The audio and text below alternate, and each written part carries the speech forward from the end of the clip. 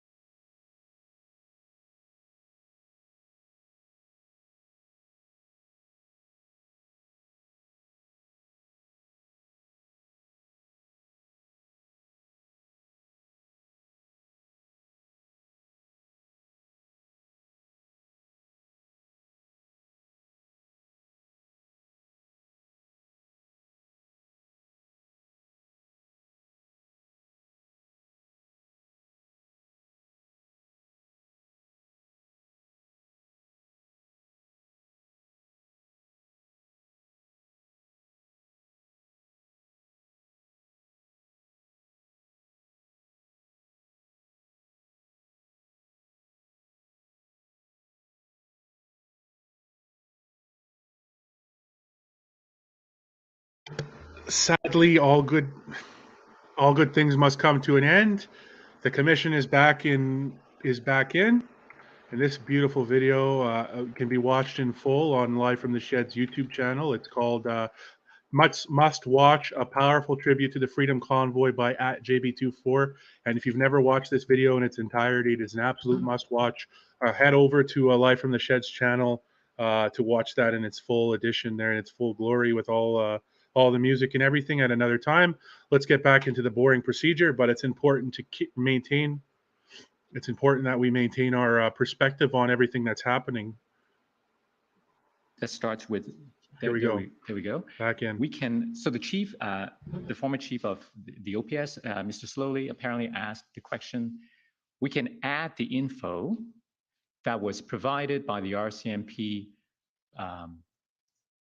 but we haven't agreed not to proceed with our plan for tonight. And then he asked, are we still separate entities, or are you folding into our incident command system? There's a notation that the OPP said, yes, we should, I think it's probably, yes, we should probably fold into the OPS command structure. Sure. Do you recall having that kind of exchange? I do recall an exchange about working under their command. Yes. In an integrated command structure, that's kind of how it does work.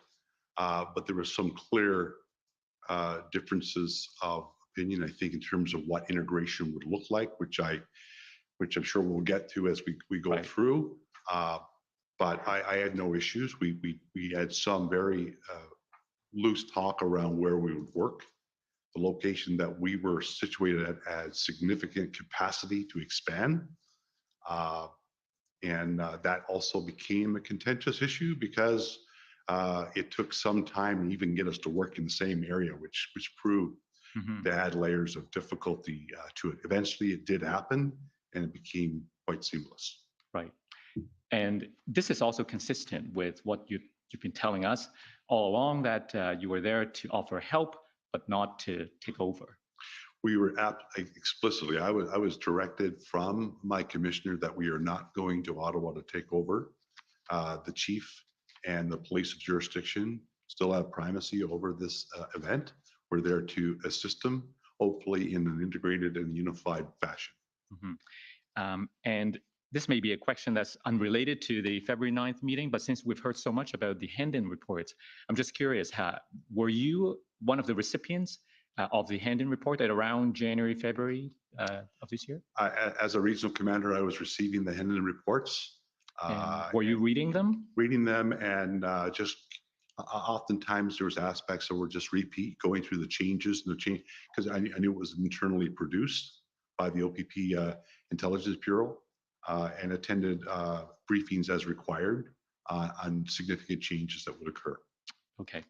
So with that, if I could now take you to the events in the subsequent days following the February 9th meeting. Did work continue on February the 10th in terms of working on this plan, a new plan from the integrated planning group, or making improvement to the OPS plan that you were shown on the 9th? I appreciate that when you look at from an appearance perspective, they look like very different plans. At its core, however, the plan that we developed was a build on and support of to complement the plan that the concept that they had in place, which was all strategically directed in the same way about ending the protests and bringing Ottawa back to a state of normalcy. And that makes sense because you came to offer support. Correct. And you asked what they had so that you could build on it. Correct, sir. If I could take you to the next document, OPP 404283.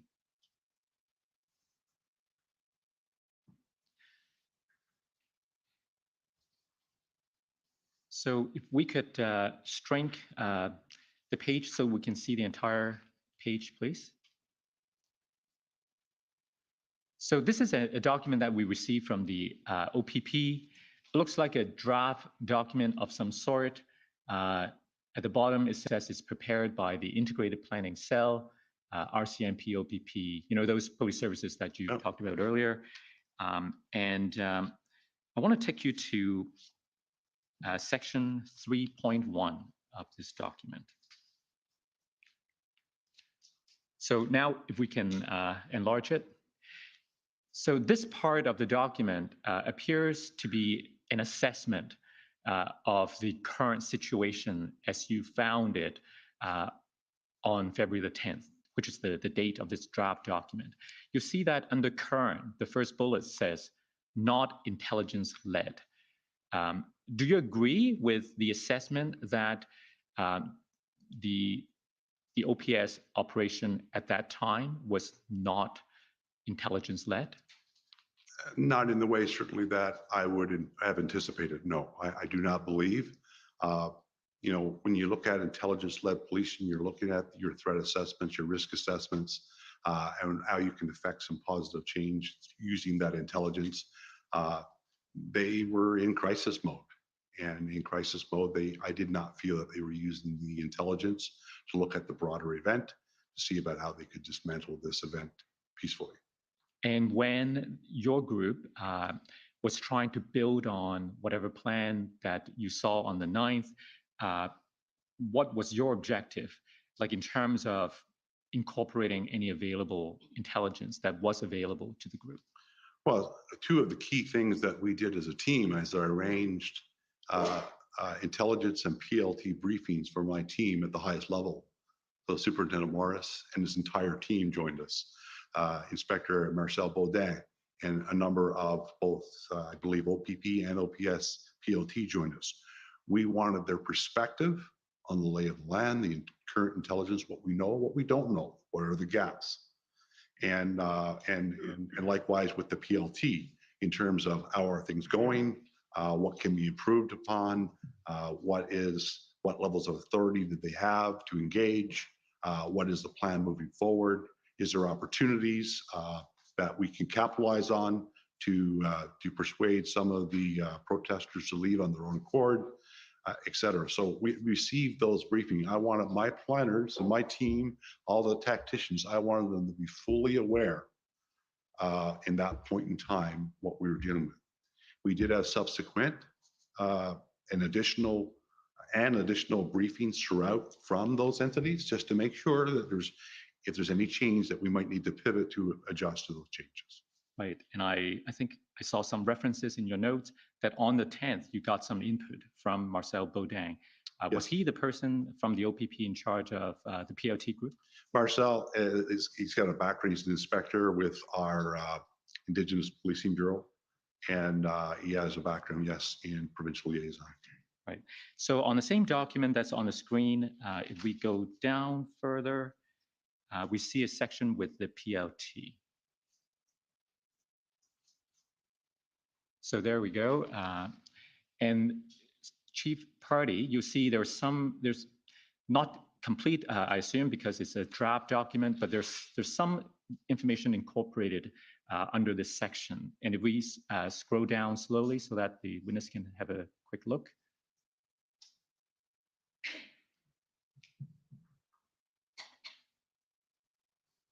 Now, does this capture in broad terms the kind of information you were looking for in order to inform the new approach? It does. You know, you need to know the sentiment of the community, what the desired outcomes are.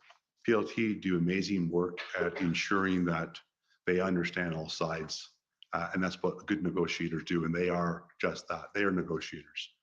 They're trained to do what they do, to understand the perspective of all sides, to ensure that information except for the perspective of the protesters, of course, and the people who felt disenfranchised by their government in Ottawa. And to do their best to improve and build those relationships, build that trust with people, so that what they say, they know that they can take what they say to the bank, that they're going to be following through with what they say. Mm-hmm. Now, if I could take you back to your will say, Madam Clerk, OPP 450792. I believe it was on this day, February 10th, Chief Pardy, that one of the subject matter expert from the RCMP, Darwin Tetrode, prepared a concept of operations that was based on the information that you were gathering. So if we go to page 5 of this document,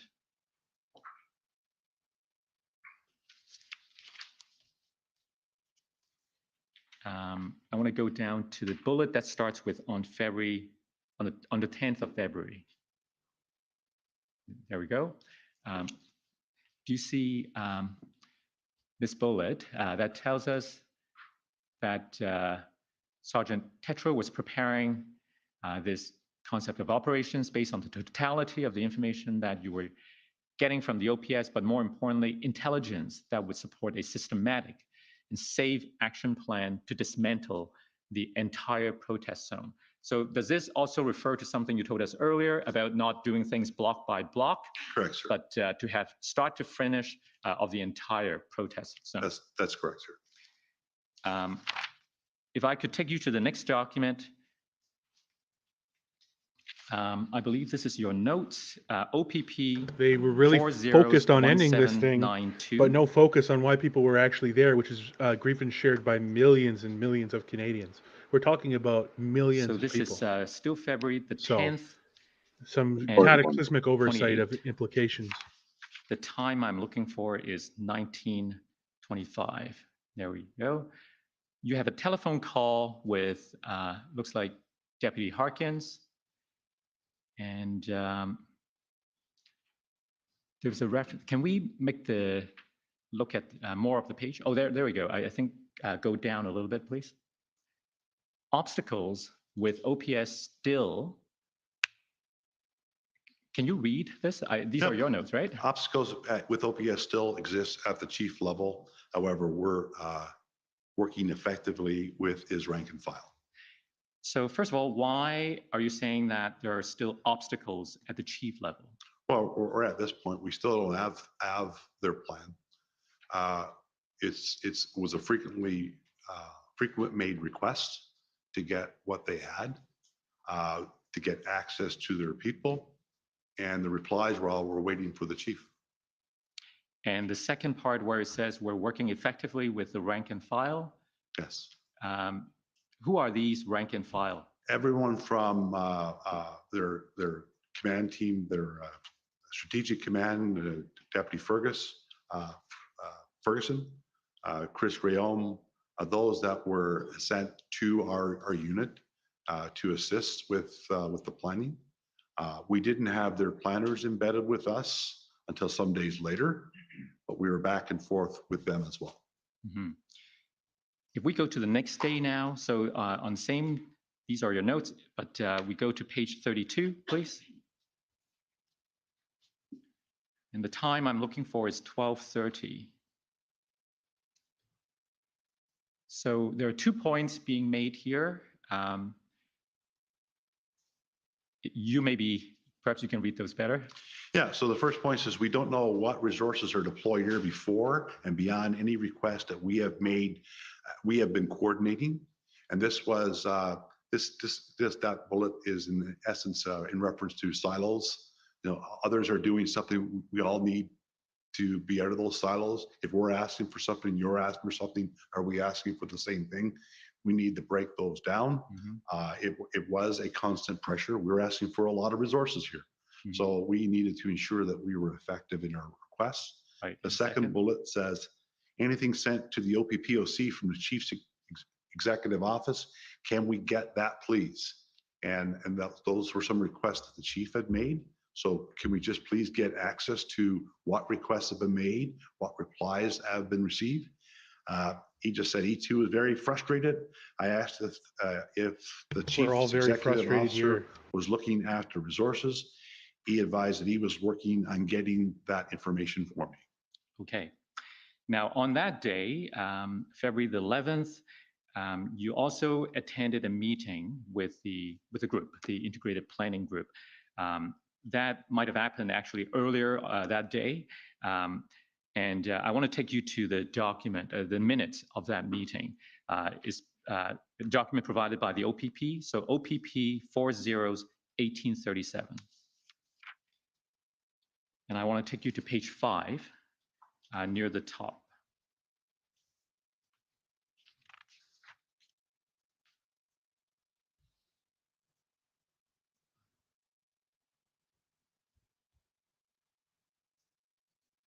Oh no, it's just not enough memory.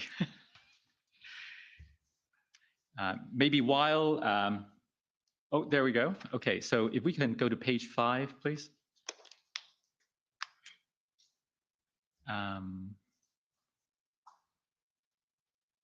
Right, so there's a reference to something you said at that meeting. We're here to build a plan to support our partners, but we have no information. Can deploy when we don't know what we're deploying to. We have an OPS plan, but it does not give us enough information to deploy 500 officers without a more comprehensive plan. Intelligence picture will inform this, and so on. There's a reference to 500 officers. Tell us more about that. Back on our February 9th meeting, I think it was Sergeant or Staff Sergeant LeBlanc from the OPS did provide us a bit of a breakdown in terms of their plan and intersections, what the numbers they needed. And that number was 516, if I'm not mistaken, from the February 9th meeting. We were trying to understand that. We later learned that it was based on a 3-shift rotation. Most organizations work on a 2-shift rotation. So the needs, again, I mentioned earlier, we corrected some of the math, but it's around that number at that time. And that was based on their concept, without duties assigned, but based on their concept of operations, we would need they would need 516 officers to maintain this on a 24/7 cycle. I see. Now, let me take you to your will say at page 6, please.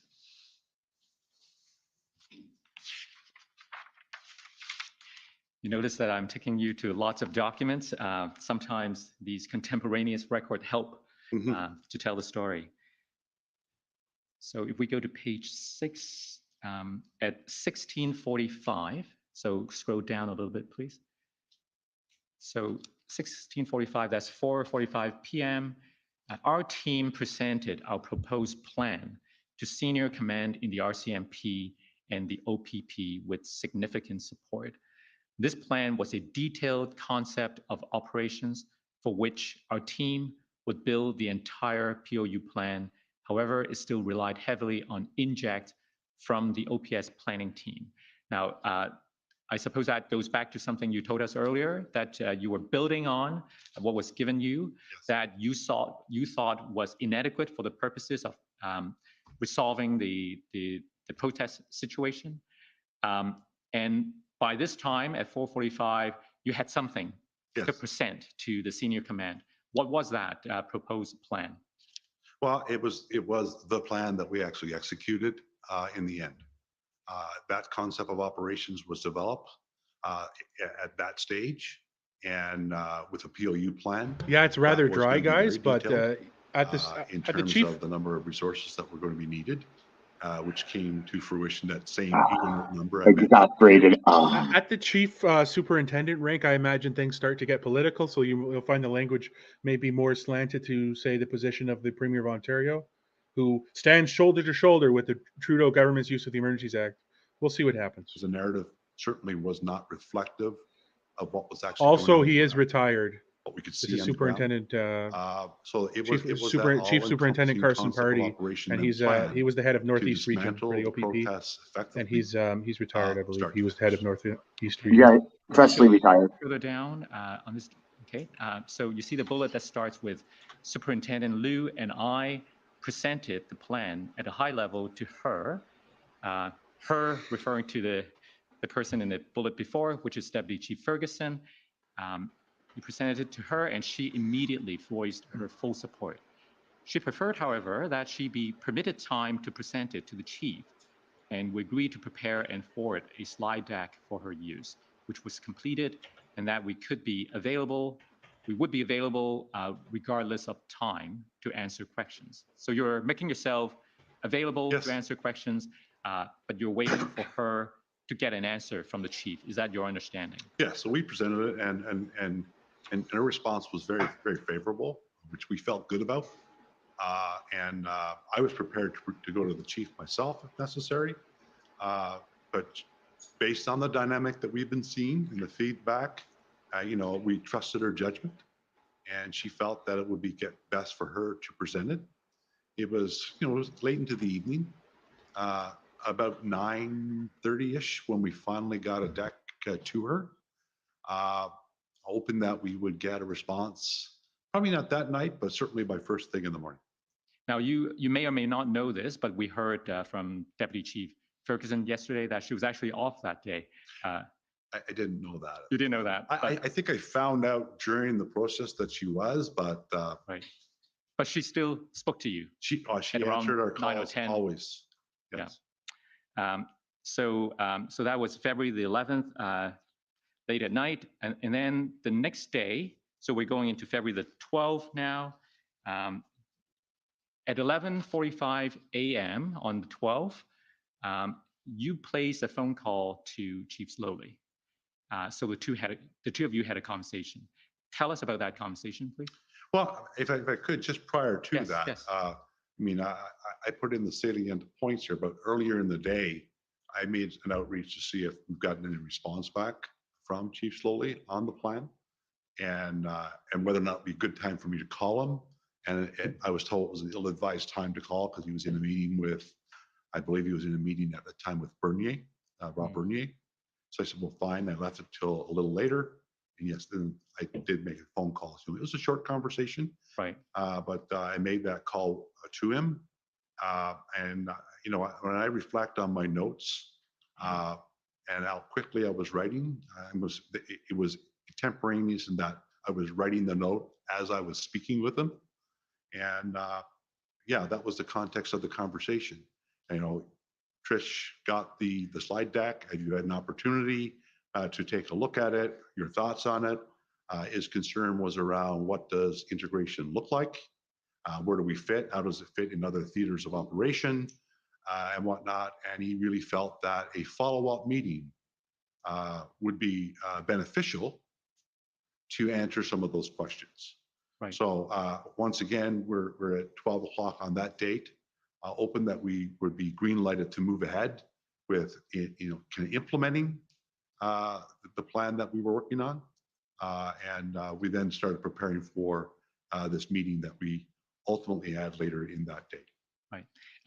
But staying on this call for the moment. So if we look at what is said in the will say on the fourth line, I advise we were looking to work in a more integrated fashion that ensured resources were strategically placed where needed, that I had provided Deputy Chief Ferguson with that plan. He advised he wasn't sure what was agreed to yet as to how that integration was to happen. So he suggested a call. I wanted to ask you if you have specific recollection about what he said to you that day. Well, I certainly have it from my notes. And at that time, I was using the scribe. I mean, my notes are, you can't get beyond in your notes in an event like this. I had over 400 pages of notes. You would never catch up if you weren't doing them live. I wrote my notes at the time. It's been my best tool in my 36-year career to ensure that I capture the essence of what was said. And I'm going to suggest that that is the tone of the conversation. Okay, so this accurately captures yes, it does. the nature of the conversation. So if we go further down, oh, by the way, so at around the time that you were having this conversation with the former chief, I suppose your other members of your team were having a conversation with Superintendent Bernier. Yes. And what did you find out from other members of your team about what they spoke to Bernier about? It's just that we're good to go. Okay, so they got the message that they were good to go while you were speaking to chief, who asked for a further meeting or briefing. Correct.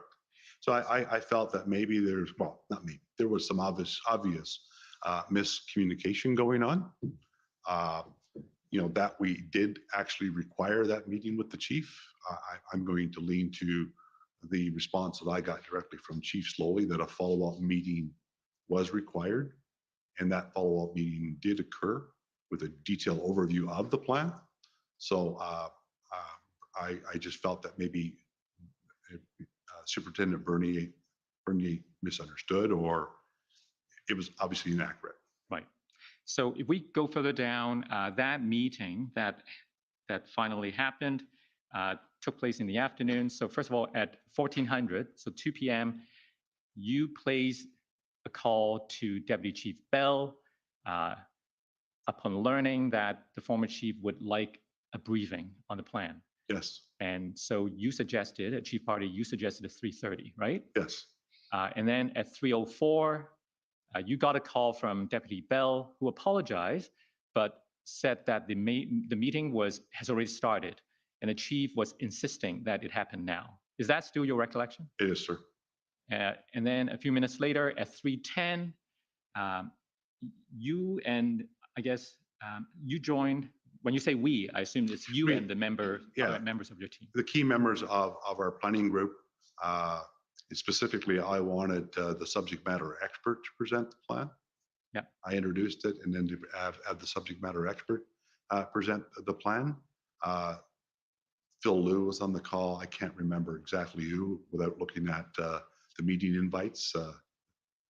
So I'd like to ask you what you wrote here at 1510 about the third line down, the end of the second line. The tone of the chief's comments during this meeting was very troubling, to the point that I asked if the chief wanted my team to leave the call to allow him to speak privately with his team first. He was blunt in saying no, he would get to us momentarily. What was this about? He was having discussions that were separate and apart from our purpose to be at that meeting. And it was really direct. Heads were down.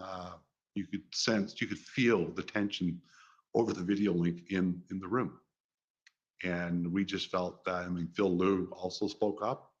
We just felt that perhaps it's not our time to be in this meeting if he needed some privacy to deal with his people. And he said, no, I'll get to you next. So I'm getting to you next.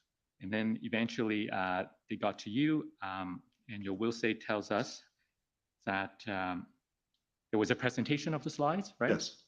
And Felt so the scroll tension down through a the little bit. video. I'm surprised. last Surprise sentence of announcement, this guys! bullet. Breaking news! I was wrong about my prediction. The Ottawa Police Services Board has not named Acting Deputy Chief Peter Slowly as the new Police Chief of Ottawa. They've named Eric Stubbs. Eric Stubbs is a former member of the Royal Canadian Mounted Police, who is now going to be the Chief of Ottawa Police Service. So I guess Peter Slowly missed his shot. Eric Stubbs will be police chief. Yeah, Eric Stubbs is now officially the new the new chief of the Ottawa Police Service. So as we've learned through the testimony with Diane Deans and others, Slowly was the preferred replacement. But I guess the fallout from this commission probably is just too intense, and the city and the board made the correct choice of going with a less politicized candidate. So yes, Eric Stubbs, Eric Stubbs of the RCMP, the Royal Canadian Mounted Police, will be the new chief of Ottawa Police Service, announced by the Ottawa Police Service Board. I don't know when it's effective, actually.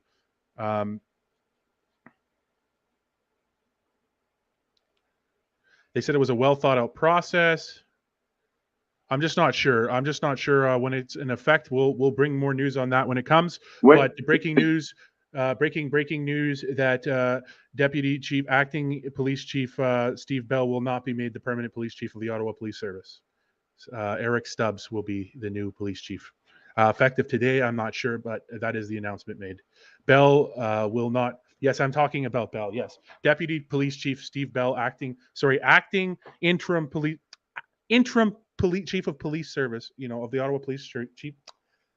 You guys are messing me up here. I'm messing myself up. It's Friday. I'm sorry. So yes, interim chief of the Ottawa Police Services, Steve Bell, will not be made the permanent chief of the Ottawa Police Service, which we learned from Diane Dean's testimony that he was the preferred replacement candidate. I guess the fallout from this is just too intense, and the service honestly made a good decision of going with a less politicized candidate to run the service. we'll get back to the hearing now. Bell, I don't know. I think he's still going to be deputy chief. We'll see. I haven't heard that yet. Receptive. Everyone was. Well, a few things happened during the presentation, and it speaks to what I think integration or unified command brings to the table about taking this off the shoulders of one individual and spreading it around and bringing the collective expertise to bear on the problem. But during the presentation, Darwin uttered a statement about single point of failure. And admittedly, it kind of came out that the chief was a single point of failure. It was not the intent. It was meant to show that, because Darwin was very passionate about the fact that all eyes are on you, chief. What you do, what you say, etc. You are the face of this for the Ottawa Police Service. We're looking to bring a plan to you so that essentially you're not going to be seen as a single point of failure. The chief responded, and understandably, he responded very quickly that he was not the single point of failure in this. And unless he had confidence in what his team could do, he's not going to support it or approve it. He went on a bit of a talk in that regard, just to explain. I actually, on behalf of our team, apologize because it was not the intent of our being there that day. Mm-hmm. Our intent was to go there and walk away with kind of support that we were unified and let's get this done. So at the end of that afternoon meeting, was anything agreed on? We still did not have an approved plan. You did not? There was no explicit approval of the plan that day. That did not come until, I'm sorry, this was the 11th? This was the 12th. That did not come until the 13th. Okay. Now, if we go down on your will say to page 8, there is a bullet that starts with that's right. We had discussion about integrating the command, location of CP. What's CP? Yeah, command post or integrated command center. Right. So this is in reference to discussion about where to set up the command post if there is to be an integrated command, right? Yes. And you said there's some apparent momentum being gained with a new IC. What's the IC? Instant Commander, Rob Bernier. Okay. So nothing was agreed as of yet on the 12th, but you were sensing apparent momentum from the new commander who was Rob Bernier. That's correct, sir. And then if we go down further, I reviewed and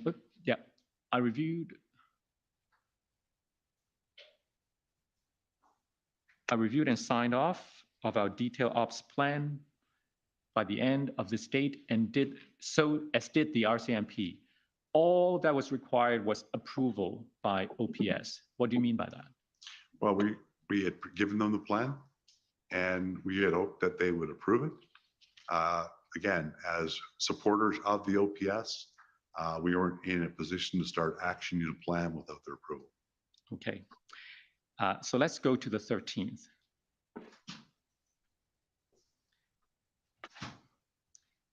The first bullet, we still did not have approval from Chief Slowly yet.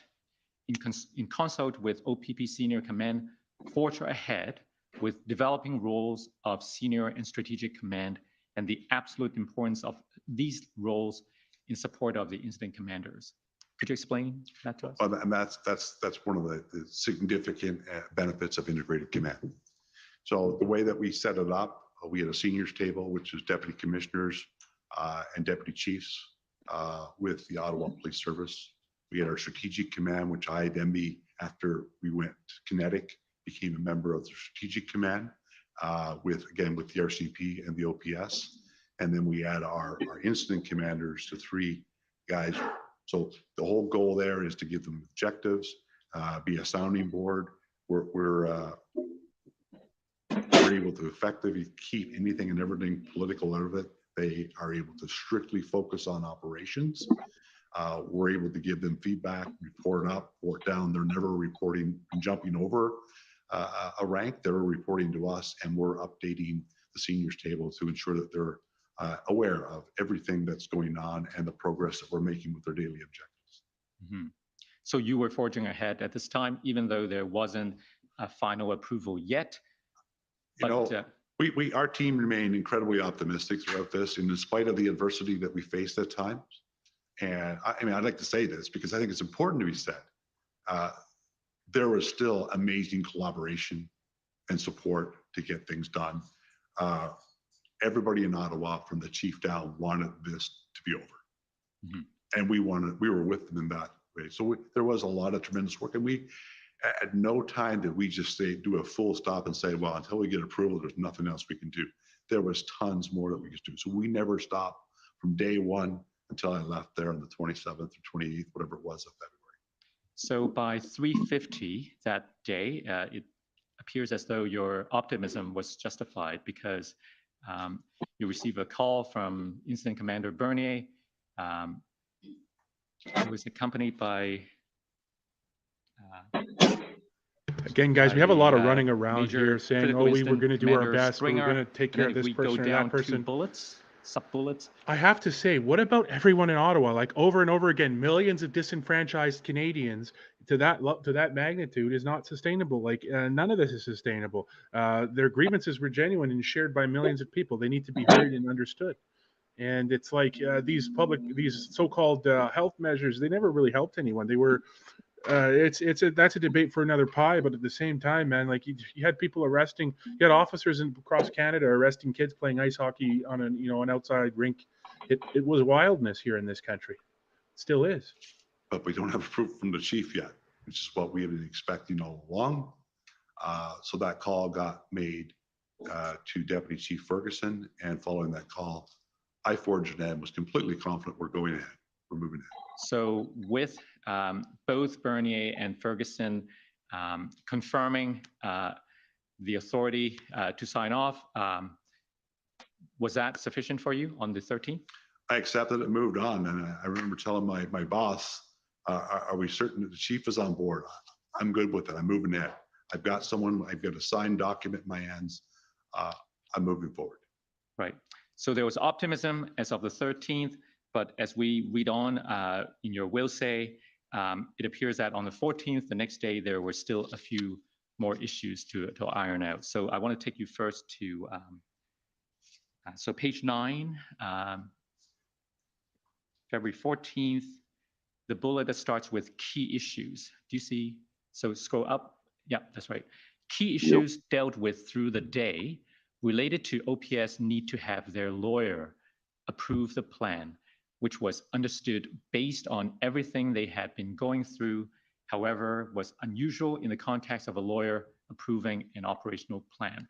Now, we spoke about this a little bit, and during our interview, you clarify that perhaps approval was not the best term, and you said maybe review was a better word. Could you explain that, please? Well, I challenged this a couple of times with some other people. Can you help me out here? Can you intervene? Can you give me some better context? And I know that Chris Rayom made a call to the lawyer, and that's what came back. Well, no, I'm not approving the plan. I've been asked to review it before it's actioned. Mm-hmm. In my view, however, as much as approval may not be the right word to use, if a plan cannot be actioned before it's reviewed, then it's not approved. Okay, so that's the first issue on the 14th. Yes. Another issue that you spoke about is if we go down the page, please. The bullet that starts with furthermore, it was determined throughout this date that Incident Commander Bernier was being pulled away continuously to brief his chief. And this was creating frustration within our planning group, especially as it related to the POU component. I tactfully addressed this concern with the OPS. How did you tactfully address it? I just told him we need it. He is critical, absolutely critical to this operation. He is the key decision maker, a key incident commander, and he needs his input is absolutely unequivocally required, especially as we were looking at the POU plan, which was the crux of our plan to dismantle the protests. He was absolutely vital to his success and needed. So obviously, I was the person that often went to OPS to have discussions, but throughout my time there, I would get the feedback from the different planning components that we need access to this, we need access to this, can we make this up? So I was a guy trying to work our way around any barriers that we were facing. And I know that the lead planners who had tremendous trust and confidence in just said, we need him. And he's being pulled away again. We need him back here ASAP. If we're going to put this together, his input is critical. We can't spend hours and hours developing a tactical solution that the incident commander can't support. Mm-hmm. So those are the first two issues. There was a third issue. If we go up the page, I want to take you to the bullet that starts with while it was established. There we have it. While it was established that all key commanders would be kept in the loop, it was learned that the mayor of Ottawa had engaged with the protesters and negotiated them to all move to Wellington Street, and that OPS made some decision on action. So, and then the next bullet says that Incident Commander Bernier briefed you at around just after 6 o'clock, that due to the mayor's decision, it was a good time to take positive action on those who stayed outside of Wellington. Now, in your interview with us, you describe this action plan as uncharacteristic of Bernier. Why did you say that? It's just that he was well aware of the overarching plan that we had created for them that would systematically dismantle the protest zone, and to go back to the chunk by chunk dismantling would require additional resources, and he knew that. We challenged Bernier on the plan, but we brought the key members of the team into it, PLT, Intel, POU. They actually supported it. So it wasn't like, we don't want to do this. Okay, now we have a plan and we're going to pivot. So we need to adjust. So are we all on the same page as where we're going? And ultimately, it did not happen. What did not happen? The action. The action.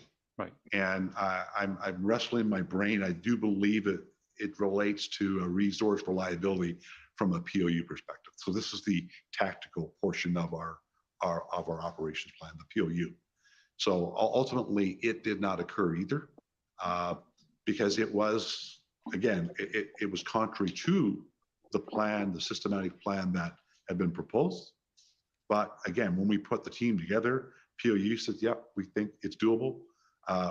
If it can be resourced, PLT felt that they had exhausted all that they could do with this particular group. And Intel gave us nothing that would suggest that it would be ill-advised to do so. So it's like, okay, we're good to go. Now we have to start resourcing. And I do believe it ultimately came down to a resourcing issue why it did not occur. Right. So it would appear that all of these issues on the 14th, the first day of the supposed integration, caused you sufficient concern that the next morning, you spoke to the OPP Commissioner Carrick. Am I right? Sure. Which date? Sorry? The next date, you said? The next day, yeah, February the 15th. 15th. Let me show you a document that may help refresh your memory. OPP 401785 at page 28, please.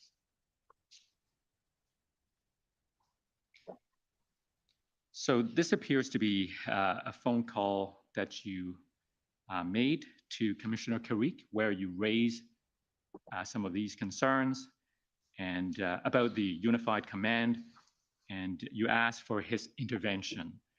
So if we go down the page,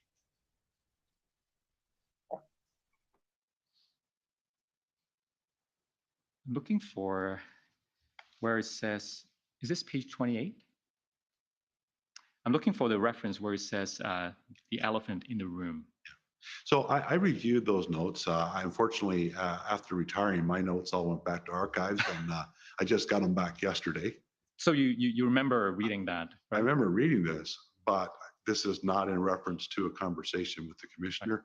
It might have been from an earlier conversation, but at that time I was in a meeting with our broader group. I was called out for a conversation with the commissioner in relation to providing an update to the Ottawa Police Services Board. It was a brief call out from that meeting. I do, however, recall talking about my challenges. Right. I have made statements through this that publicly we're integrated, but in reality, we're still missing a lot. So we're truly not integrated until we reach all of these points. We are still at times working in silos. So if an action is going to happen, if the broader group who's planning for resources to support it is not aware of it, it just makes it difficult to action any type of plan. So you might have just anticipated my question, because I was going to ask you for the context where this conversation took place and to explain this statement that you apparently made to Commissioner Carrick. The elephant in the room is, can you read that to us? But it's not my writing, so I equally, okay. So if my scribe wrote we're on this equal down, grounds here. The elephant in the room is everything we have done so far have been blocked by the OPS. It's worse than chicken. So these are notes Chicken that scratch. attribute This person must be a doctor of medicine. things that you apparently said. Did you No, say his scribe of all things. Conversations, yes. That we were in an intense planning meeting that morning because we got our approval the day before. Like we're good to go. We were in a significant meeting when I got called. My phone started ringing and I did not answer it after multiple times. And finally, I got the nod that the commissioner needs to speak with you ASAP. Can you? So I exit the meeting and I left my scribe at the meeting, and I went and had a separate meeting with the commissioner and 2 deputies, and it's in different notes. So when my scribe was with me, I took another notebook and I took my own notes. So there's other notes that overlap the exact same time here. My scribe. In that context, you asked for his intervention.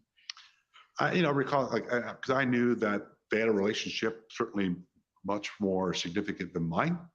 I met Chief Slowly at a swearing in for his job and at a conference once, I believe, but I really didn't know him like the commissioner did. And I just thought, if you have any influence that you can talk with it so we can move things along, please do so. And again, it's based, in fairness to Chief Slowly, it is now based on how things have gone and what I'm being told that it's, we're waiting for the chief on this. We're waiting for the chief on that. We have to wait for the chief on this.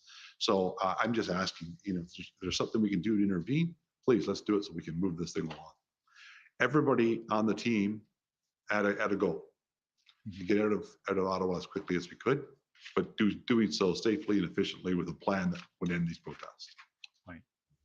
So, so that was the he goes back and forth between calling it a later protest and calling it an event. The former chief notice that? resigned.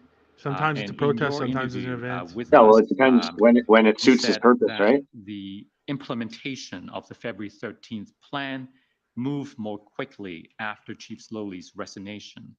What did you mean by that? Moving more slowly, moving more quickly. It was just that. He resigned and it was like, let's go. Everybody from OPS, we're ready to go. And we just fully implemented everything that was in the plan.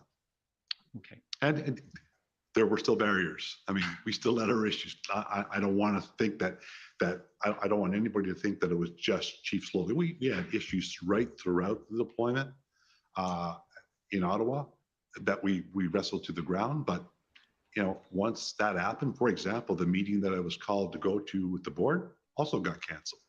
So that freed up my time to put focus where it needed to be. Now, in my remaining time, I hope I have another, I believe I have another 15 minutes or so.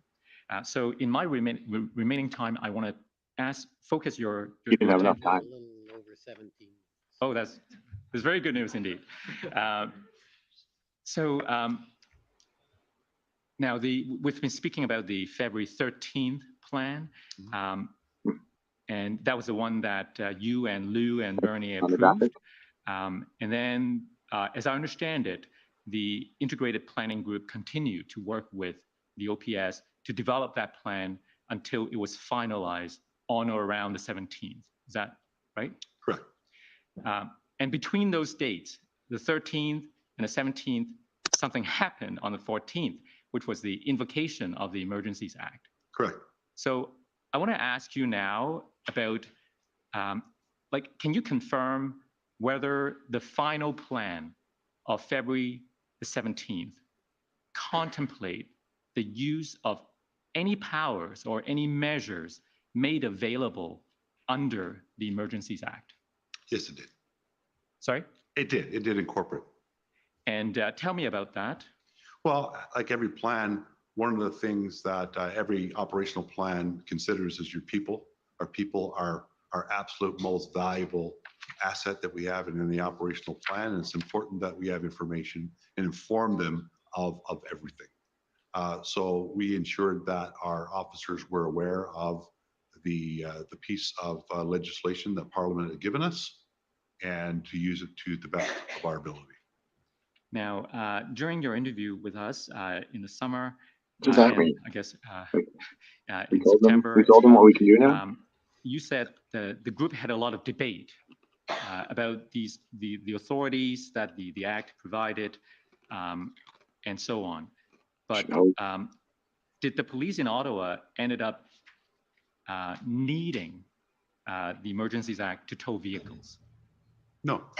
No. Explain to us why not. Well, you know, if we didn't have the Emergencies Act, that would imply that we couldn't tow vehicles. We tow vehicles every day for different things. We have laws under the Highway Traffic Act.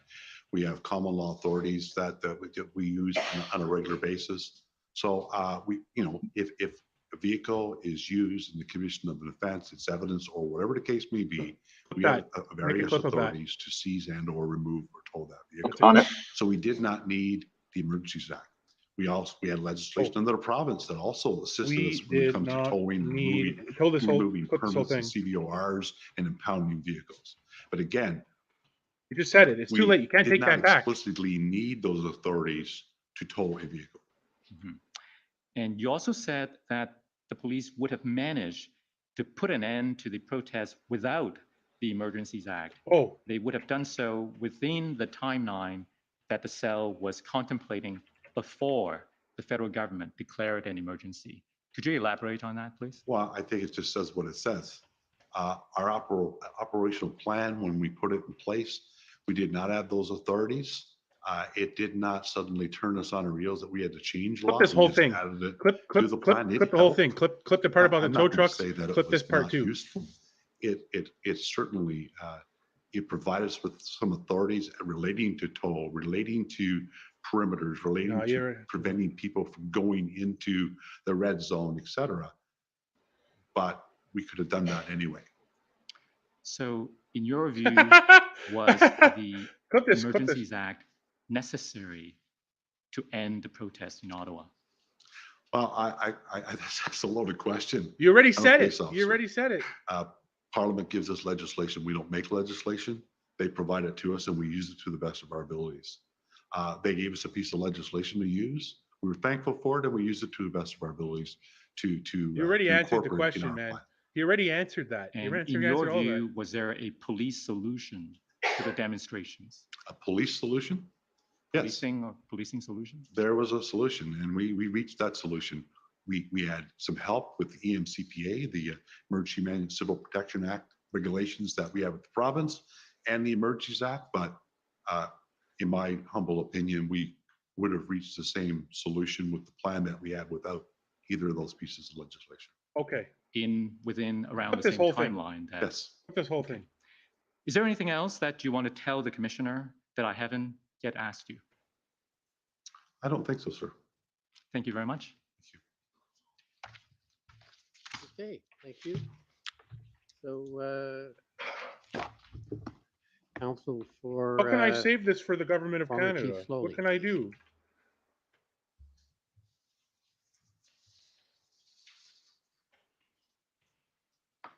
Can we get clips of all of that? Like we need, I think maybe just put the whole thing in the clip. I'm Tom Curry. That's unbelievable. Please speak you. Chief Pardy, the events that you became involved in the first week of February, I think the 8th. Yes, sir. Unprecedented in your experience Absolutely one of a kind, sir. and unforeseen by anyone in your command in the Northeast region at the time that the convoy protesters who came through the Northeast traveled This is a remarkable. through there. Is that So fair? No, let me just put that on the I screen. would say that in my role and my operations superintendent who prepared an ops plan, which was largely traffic-based, but in partnership with the municipal police services that the convoy went through, the end reports, what we were hearing, we kind of felt that Ottawa was kind of in for it. Right. And in your command at that time, did the OPP have an opportunity for you to share your conclusions or what was going on in the Northeast as the convoy came along? Well, all of that was reported up. There was a major incident commander overseeing it as it went through Northwest region into my region. PLT was engaged heavily with the protesters. They were traveling in vehicles. For example, they split at Highway 11 and 17. The weather in the north was terrible. The heavy trucks came down 17. The smaller vehicles we felt was safer. The weather was less severe because of the lake effect, the Superior. They went via Highway 11. So the convoy split there. Everything, I was not deeply involved. In fact, I was in Sault Ste. Marie, Ontario, arrived there 7:30, 8 p.m. at night for business the next day. Because at that stage, I had a team that looked after them and I trusted that I had a plan, the ops plan that the ops superintendent has signed off on, Intel led. I'm good to go. Just keep me informed if there's any difficulties. I was doing my regular business. I remember it distinctly because it took me 15 to 20 minutes to turn into my hotel because the convoy was coming through with the steady stream of tractor trailers, so I couldn't get turned. And so if I follow that, you were in the Sioux, your team is running the convoy, observing the convoy. Presumably you had squad cars, marked vehicles, unmarked vehicles. Yes. In the presence of the convoy as they came into and exited your region. Yes, sir. And passed along whatever intelligence could be gathered about the scale of the protest and those PLT interactions. We did, but it didn't work that way, sir. I mean, this is a major event for the OPP even. So there's an instant commander in Aurelia. Everything is being fed up through logs with PLT. We're seeing it, but we're not having to report it because Aurelia is actually getting it. Understood. So does Aurelia, two things. Thank you for that. Two things. Northeast region would never have on that basis been in contact with anybody at OPS at that stage. No, sir. What Northeast region does is feeds that intelligence into Aurelia, a central command. Is that true? Yes, sir. And then would it be, in your experience, would it be expected that if there was something to be gained Unbelievable. from that intelligence that should be shared with a partner police service here, Ottawa, yes, that it would be passed along to say something troublesome your way is coming? Yes, but I didn't learn something to trouble someone's coming based on them coming through my region. I learned that from the briefings that we had. Okay, got it. And are the briefings that you had, would we understand the same information that you had if we read the Hendon reports? Generally, yes. I mean, and occasionally we participate in the calls just to get, and largely it was my ops superintendents that would be engaged in those meetings. So we're going to be posting a clip of that momentarily. Hopefully, Daisy will help me disseminate that. They're going to Ottawa for the long haul. They're going in there just because of what they were looking to accomplish. We knew nobody was going to give in to those sorts of demands, like ending the health mandates for the country and shutting down government or having people from government removed. That was just not going to be accomplished. So it made the in your view, the PLT effort to engage protesters with that agenda, well, first of all, it was unsuccessful, wasn't it? In what way, sir? Well, the PLT didn't negotiate the departure of protesters until the moments before the public order plan, your plan. That's correct, sir. Okay, got it. And The OPP has destroyed the at use the of the time that Emergencies they Act. came through the Northeast region, your team would have been in touch, presumably, with the next region over, which I guess is this region, the East region. East region, yes. So, I mean, in touch, again, we're one organization, so it's not like we're separate organizations here. It's pretty seamless. Right. The PLT, there'll be handoffs. These are people that work together. The Intel, all, again, these are people that work together.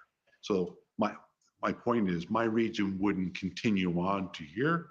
It'd just be a handoff kind of to the next team, and my team go back to their regular business. understood. And you yourself personally had no This is contact with mind-blowing anyone in the chat. We're Ottawa just Police getting this Service out to everybody. until the moment that you got a call from your deputy commissioner. That is correct, sir. Okay. Now, OPS for a minute. It's obvious, isn't it, that they would not have had on their own, with their own resources, a policing solution. They needed help. That's fair.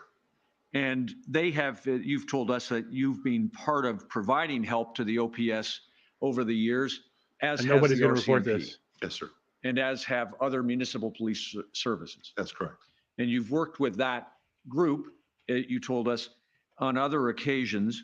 And that would be the universe of pools of resources. Would that be right? That's fair, yes. Assuming that we're not going to go another step into military aid to civil power through the military, just sticking with police services, it's OPP, RCMP, municipal police services, and I suppose I should add the Parliamentary Protective Service. Yes, sir. And the resources that they needed were the subject of estimates provided by the OPS through communications from Chief Slowly to Commissioner Carrick and to Commissioner Lucky, among others. Did you ever see the spreadsheet of the resource request that had been made to Commissioner Carrick, for example? I don't think I saw it before my arrival there. I know we discussed it because I know I distinctly recall it being broken down, right, even down to civilian members and analysts, right, and e-crime analysts, and a whole myriad of resources. So I do recall seeing the list. We may have discussed it on that February 9th meeting. We discussed a lot of things in a short period of time, but yes, I was aware. And the objective when a police service, and I appreciate it, it's unprecedented. Sorry, guys, So we're just disseminating this on all the platforms. Follow twitter.com/patriotsmoothie. Follow, everywhere. We're disseminating this across. This is groundbreaking testimony. That was the nugget that we needed. Like, he wouldn't answer the question when it posed to him, but he did answer the question. Objective from he did say it's not necessary. From the perspective now of an Ottawa Police Service would be to get the help it needs to restore order in the community. Yes. And I think you learned probably from your briefings and you observed firsthand that the situation was quite grave here in Ottawa during the time of that protest. That's a fair statement. There obviously residents were in distress, and the city was quite in its core quite paralyzed. It was. I mean, I have friends in the downtown core that live in the downtown core and reported to me the devastating impact that it had on their ability just to sit and think in their own living room. Right. And as to the police service, that when we speak about a service that is overwhelmed, the best they could do with their own resources was, I think I saw in one of your notes, was that they could maintain control of the perimeter. Yes. And they were not possessed of sufficient resources to mobilize any kind of Trudeau needs to resign. Operation. Correct. Now, when the circumstances are those circumstances, would you agree with me that the top priority for that police service is to get help? Yes. And to try to reach out to the policing partners, OPP, RCMP, the ones that we talked about. Yes. Yes. And that and to define, try the best you can to define the resources that you need. Yes. And you are in the understandably from the perspective of the Ottawa Police Service, they need to know what resources are available JB, from other municipal services, OPP or RCMP, correct? Yes. I just can't understand. Now, I can't believe this. The resource demand at here in Ottawa was matched by demands in other communities we know, including Windsor. That's correct, sir. And I don't know, it probably doesn't matter, but the Windsor blockade of the Ambassador Bridge arose following the convoy protest here in Ottawa. It did. Did you disseminate? To your knowledge, was the OPP able to prevent that blockade, or did it try to prevent that blockade? I mean, I was briefed, obviously, that because it was going to impact our request here in Ottawa. I can't speak to the specifics of what was attempted. Emergencies Act to tow vehicles. That's all. No, that's fine. But once the blockade in Windsor was established, OPP resources were required there As well, yes. and at an overlapping period here with respect to Ottawa. Okay. Now, a couple of things, if I can. Just as to resources and operations, you told us about a plan that was reviewed. It didn't go ahead, but a plan that was reviewed here in Ottawa by the OPS to go block by block through the protest, and you favored a one operation, start to finish, right? Correct.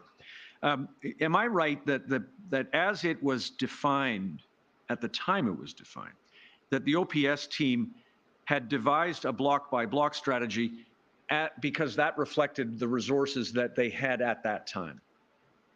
Does that make sense? Yes, because that's exactly how it was portrayed in that February 9th. You know, take it chunk by chunk, understanding it will be resource intensive, but right. one section at a time.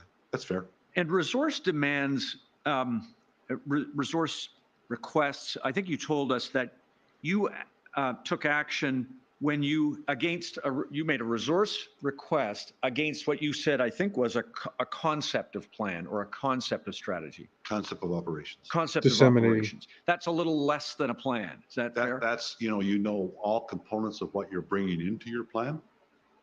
And you've got your SMEs now off building those components, but now we know where we're going with that concept, with that skeleton. Our concept was much more detailed than the one that they provided us. Right. Because it did break it down in terms of the teams that we're going to need to fulfill these. This is groundbreaking stuff, guys. This is groundbreaking stuff. Yes. We've disseminated the clips. Correct. It's just mind blowing. Plan. The integrated team brought a more detailed one. Correct. Now, a couple of quick things, if I can, then just about the turn to the plan for a second. Could I please show you a document? It's Madam Registrar, OPS 10470, please. I think you've seen this, Chief Pardy. This is, I hope I've got it. Could you scroll down, please? There it is. So you're copied on this. So did you see the first email? It's from Phil Liu. Phil Liu, and I'm afraid I don't know his rank. I'm Superintendent. Superintendent Liu, thank you. He writes to you and mainly to Deputy Chief Acting Ferguson. And do you see this? He says, find attached PowerPoint deck that outlines the plan we have been working on. Obviously, this plan originated with your plan, which we examined, bolstered, and strengthened. Fair? Very fair, sir. Okay. And that was your approach. And this email is just to put proper context. In my evidence in chief, I mentioned we We reached out to Trish Ferguson on that evening, and we followed up with the deck. This was the email attaching the slide deck to help her explain the plan to the chief. Got it. Thank you. And just want to show you one other document just to see, please, could I, Madam Registrar, switch out to OPS? I think this one has 4 zeros, 9639.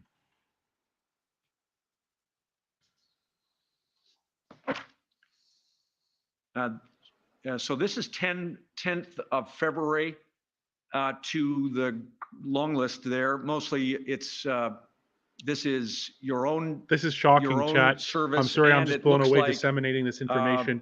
If you missed it, he other literally services, other municipal services. you Do missed see it. That Yes, sir. Superintendent And the Pardy reline, if we just retired scroll said down, that they didn't need it. The police would have As a resolved the follow-up protest to our with the earlier powers they call, had many police without agencies the have Emergencies expressed Act an ability to and the same support Ottawa timeline. police service with They were frontline told boots they on would the have done ground. everything. Our Trudeau integrated needs to planning resign cell today. composed of are mobilizing resources and support. Could I please ask any agency? There was a biker. There which was has a red zone officers for the you can bikers deploy to weekend. support the plan to please For the, respond vehicle exclusion to zone for that protesting. OPP email address with the number you have available, Good question, when JV. available, and for how long. You sent that? Yes, sir, I did. And this email was what we call the Big 12, the Big Right. 12 police agencies in Ontario, with a couple of additional ones that had stepped up, small agencies that actually stepped up and were routinely supplying OPS with resources. And you were able to send out that call for help for resource assistance on the 10th of February, prior to the finalization of your plan, after you had your concept.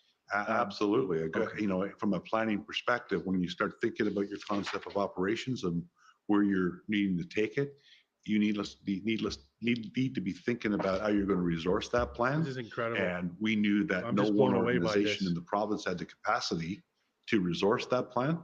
So it's like kind of putting the bug in everybody's ear as early as possible that we're coming, we need. Indeed. And that, when you looked back at looked at what you were dealing with when you got to Ottawa, am I right that that's the kind of thing Chief Slowly had been trying to do up until that time? It's fair. I mean, I hadn't watched closely. I know I saw some of the media repeated, asked for a resource. Absolutely, I saw that. Got it. Thank you. Could I show the witness, please? OPP, I think 4 zeros, 1389. Just get your help, if I could, Chief Pardy, with a couple of other things. This is a situation report.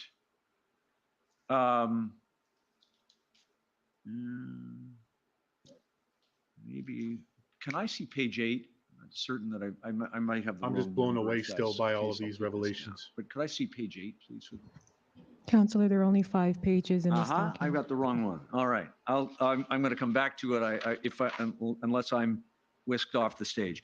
Can I speak for a minute about what you told us about Chief Slowly? There, no doubt, is there, Chief Pardy, that Chief Slowly had the hardest job in the country during the time he was the chief during this time. I would agree, sir. The city was under siege and the service was under siege. Yes, sir. Did you know anything at all when you got there about the circumstances of Chief Slowly's tenure as the chief of police? No, sir. Thank you. And any difficulties that he faced here in Ottawa, either with issues that arose because of his race, or issues that arose because of his inability to lead the change that he had been asked to lead? No, sir. I was not aware. Clearly, he had, at the time that you observed it, a very difficult relationship with his command team. It's fair. And others Yes. below the senior command. You agree, you observed during the time that you were here, or maybe even before you got here, there were political issues that were raised about Ottawa Police Service's handling of this crisis. Yes, sir. Both at the Ministry of the Solicitor General, with some controversies about what resources were here or not, right? Yes. And at the level of the federal government, with political leaders making statements about what was going on in their city, That's correct. all of which added to the complexity and challenge here for him. Absolutely. Um, did you also, I take it towards the end of your time here, you became aware that the Police Services Board and the Municipal Council had expectations of Chief Slowly and the service that they would tell them that there was a plan and indeed be briefed upon it. Yes. And that's how you were asked to go, and you checked in with your commissioner to see if you should. No, I actually just flat out denied and said I'm not going. And then I was asked in a follow-up from the commissioner, in light of the Borden report from G20, you know, the board has certain roles and responsibilities, and he felt it would be appropriate for me to make a presentation to the board in light of those key responsibilities that the board has, which I understood. But again, that plan, that could only be done with Chief Slowly's approval. Understood. And it's unusual in your experience to brief political actors I'm blown away here. on operations plans. To the detail that we were seeing, absolutely. Very unusual. And so a couple of other quick things, if I can. Were you aware that a member of Chief Slowly's servants, the OPS, contacted Superintendent Morris about his attendance at the briefing? Yeah, No, it's sir. pretty sad. Without telling Chief Slowly that he was going to do that. You didn't know anything about that? No, sir. Were you aware as to how the senior command had divided its responsibilities here for this event? And particularly, did you know that Deputy Chief Ferguson was responsible for the plan? Yes, I knew. I mean, she was the person that I dealt with pretty much exclusively after I arrived in Ottawa, in terms of when I had contentious issues or things to deal with, or questions about getting the plan approval. It was Deputy Chief Ferguson. And that Deputy Chief Bell was responsible for the intelligence lead. I don't know if I was aware. I certainly learned that he was, but certainly not aware. I mean, I had met Deputy Chief Bell at that initial meeting, and until he became interim chief, I don't think I had 2 words with him. Got it. Thank you. I think I've now, help from my colleague, Commissioner, I've got the number I was trying to show the witness. I think it's 3 zeros, Madam Reserve, 1839, please. Bear with me, Chief Pardy. Chief. If this is not it. Yeah, yes, Chief is correct. I'll- Breathe, brother. We need you. We got this. Thank you, Corinna. Yes, February Karina. 10th, Yes, I just to am. orient Okay. you, this I'm is alive. these are minutes of an integrated planning cell meeting. Daisy, check. Are you alive? Daisy, check. No, Daisy's Just gone. the attendees, am I correct, just stopping there, all of the attendees are from OPP, RCMP, or other non-OPS police services? Correct. And it was, just scroll down if we could, to page 2.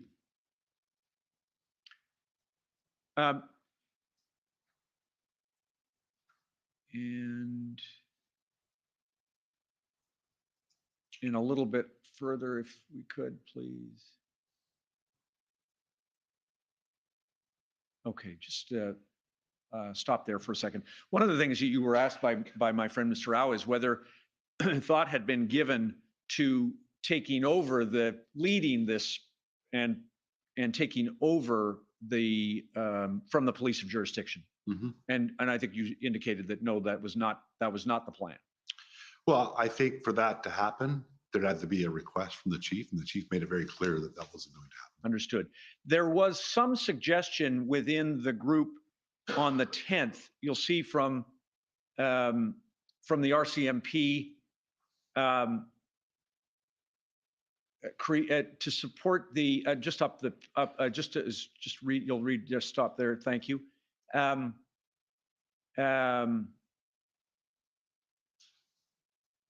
We need to slowly come back. There is suggestion from the RCMP that maybe you should take over, and you'll see it says, and I've forgotten his rank. Tetro is. So are we in the bottom here? Yeah, OPS saves face on this.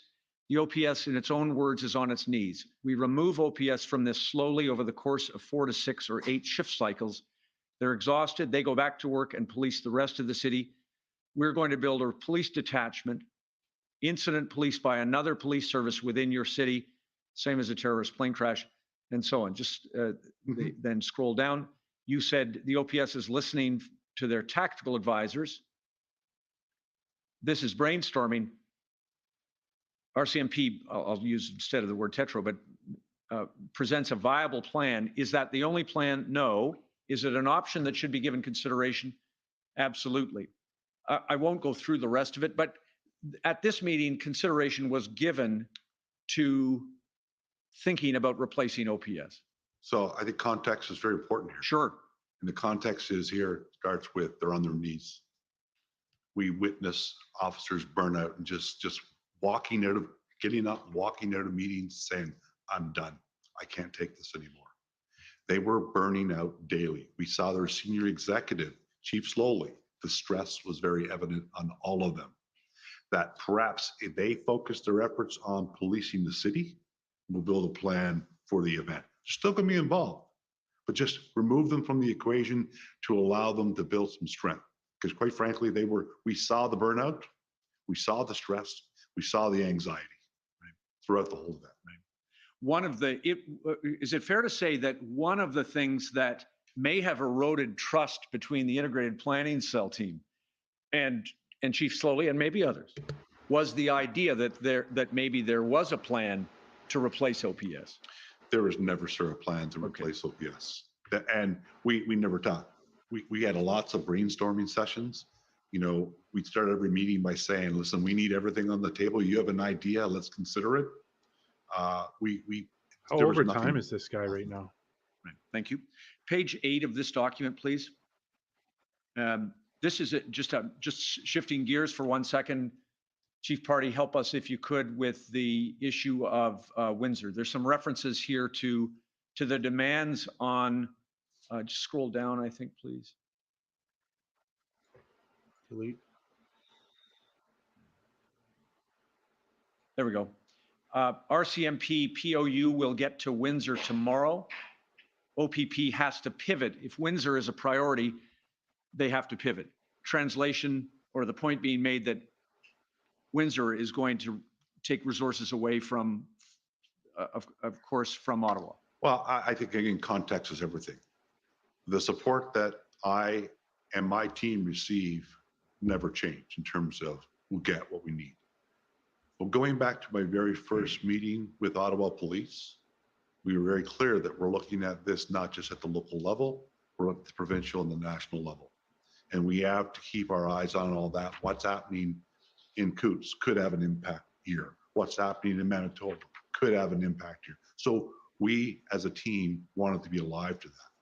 When the word pivot became very instrumental throughout the deployment. It was used a lot. We had to pivot daily on things because our plan needs to be able to pivot and adjust to impacts to it. So when Windsor happened, we needlessly knew that, okay, we're not going to get all that is available because Windsor is going to need some. Got it. And Windsor, it became not the priority, it became a priority. Understood. In my view, Ottawa never changed. In my, I'm just blown away by this. Say, okay, I'm working on stuff I'm here. put my focus on Windsor. Thank you very much for letting me know about Windsor. Now let's get back to what our problem is here. Our focus still remain solely Ottawa. Understood. Scroll down a little bit. Last bullet point on this. Words attributed to you. There's a last point. RCMP advises 60 hotel rooms are available in Vanier. And that's on account of the fact that 60 POU members had to go to Windsor. You had the rooms, but you didn't have the personnel because of course, for the reasons you've given, Windsor required them. Yep. One thing I forgot to ask you when I talked for a moment about Chief Slowly and his circumstances. I think you told us that he was unable to attend one of the meetings. He had a different commitment. Am I right that commitment was a risk threat assessment against him personally? Yes, he and his family, as I understood it to be, not just he and his family as well. I mean, uncalled for, but there was threats against him. Right. And that was a death threat. Yes, sir. There were other death threats that came to your attention. Municipal politicians, presumably. Yes. Many others. Then could I just ask then finally the PLT? PLT, in your experience with PLT, there have had success, and they have been unable sometimes to bring protests to an end on their own without further police action. Well, we have seen PLT used in a myriad of situations over the years. I'm a big fan of them nonetheless. I think it's obvious. We've seen them have complete success, but it depends. We use PLT in the OPP in our daily operations now. In my region, for example, I had a PLT officer in every one of my detachments. Plus, I had a full-time component in addition to the designated PLT in every one of my detachments. They handle contentious issues right down to a protest as a neighbor dispute between two people and resolve lots. You know, resolution, if you're saying complete resolution, there's a massive process and PLT alone was able to resolve it, that's a fair statement that doesn't happen often, but they are an instrumental part of the solution to get a protest to a workable size that allows us to effectively dismantle it. Understood. Thank you. Thank you. Thank you, Commissioner. Thank you.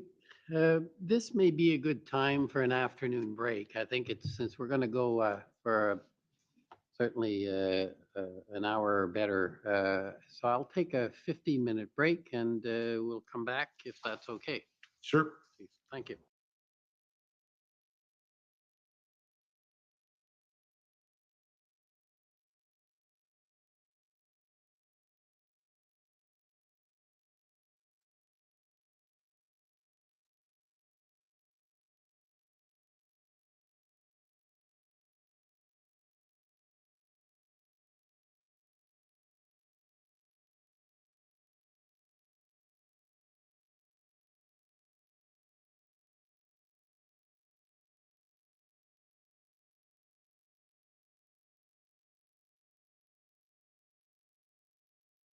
Oh, sorry, everyone. The mic's off.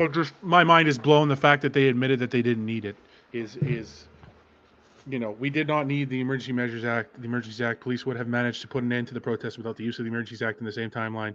Chief Superintendent Pardy. Man, it's ridiculous.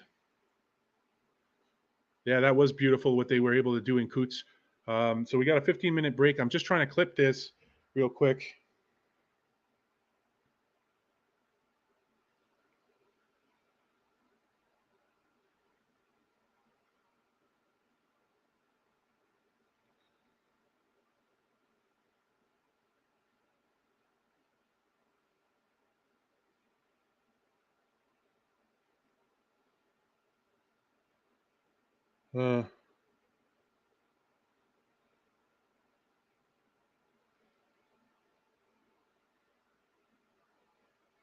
What the hell?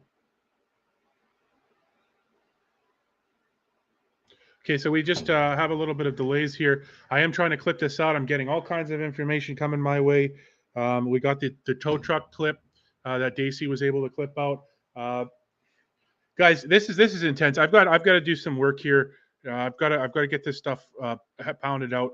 So let's just yeah, I'm going to go on break here. I'm going to go on total break here. I'm going to take myself out of the box. I know I've been really quiet. I'm just going to get this stuff pounded out. We'll be back very shortly. Feel free to do what you want. If you like the coverage that we provided today, feel free to send stars. You can also send e-transfer to daisymedia@gmail.com. I'm not going to put it up there. Thank you so much for watching. We will be back with you within the next 15 minutes and hopefully more attentive, and we can have everyone on staff for this. It's been a long week, a long day, and we're going to be going for quite a bit longer. We'll see you soon.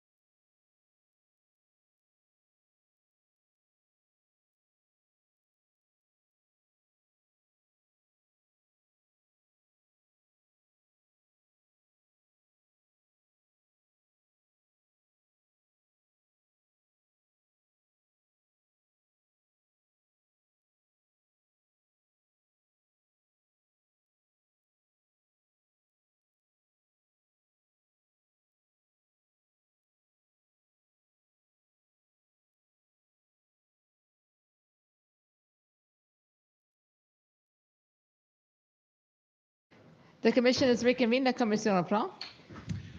Okay, we're back. Are you prepared to proceed? Okay. Next, I'd like to call on the Ottawa Police Service.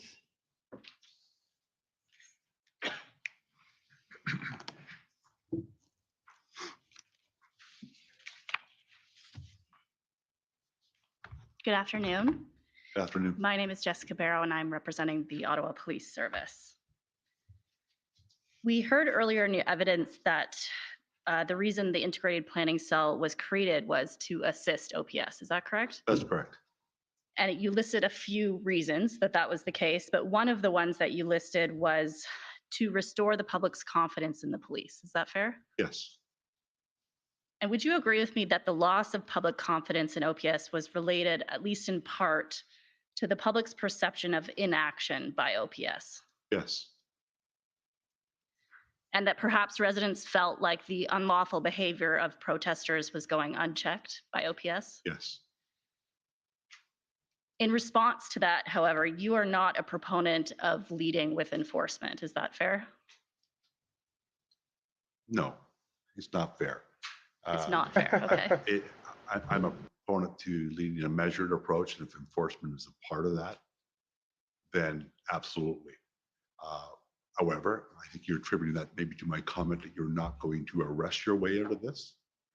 I could find 100 police leaders that would say the exact same thing. Right, so I guess my point was that it's not the place you start. Is that fair? It can be a part of. Strategic arrests are always a critical part of a lot of these types of operational plans. But that alone is not going to solve this problem. Right, and your goal, I think you explained this earlier, the goal is to try to negotiate your way out prior to engaging in enforcement unless necessary. The negotiation is a part of the plan. If you look at our plan in detail, there's a time when negotiations are no, and it calls for the next. There's always graduated steps of enforcement, right, running parallel to, not after, parallel to the negotiations and whatnot that are going on. Fair enough. But because you are a proponent of that integrated model of negotiation and perhaps enforcement where necessary, you are a huge proponent, and I think you've mentioned this earlier, of the value of PLT. Is that fair? Yes, they have proven their value over and over in major events over the years, and I would see no reason why we would not incorporate them in any type of operational plan of this nature. And you were of the view at the time of your arrival in Ottawa that OPS was not providing a supportive environment for PLT. That is correct.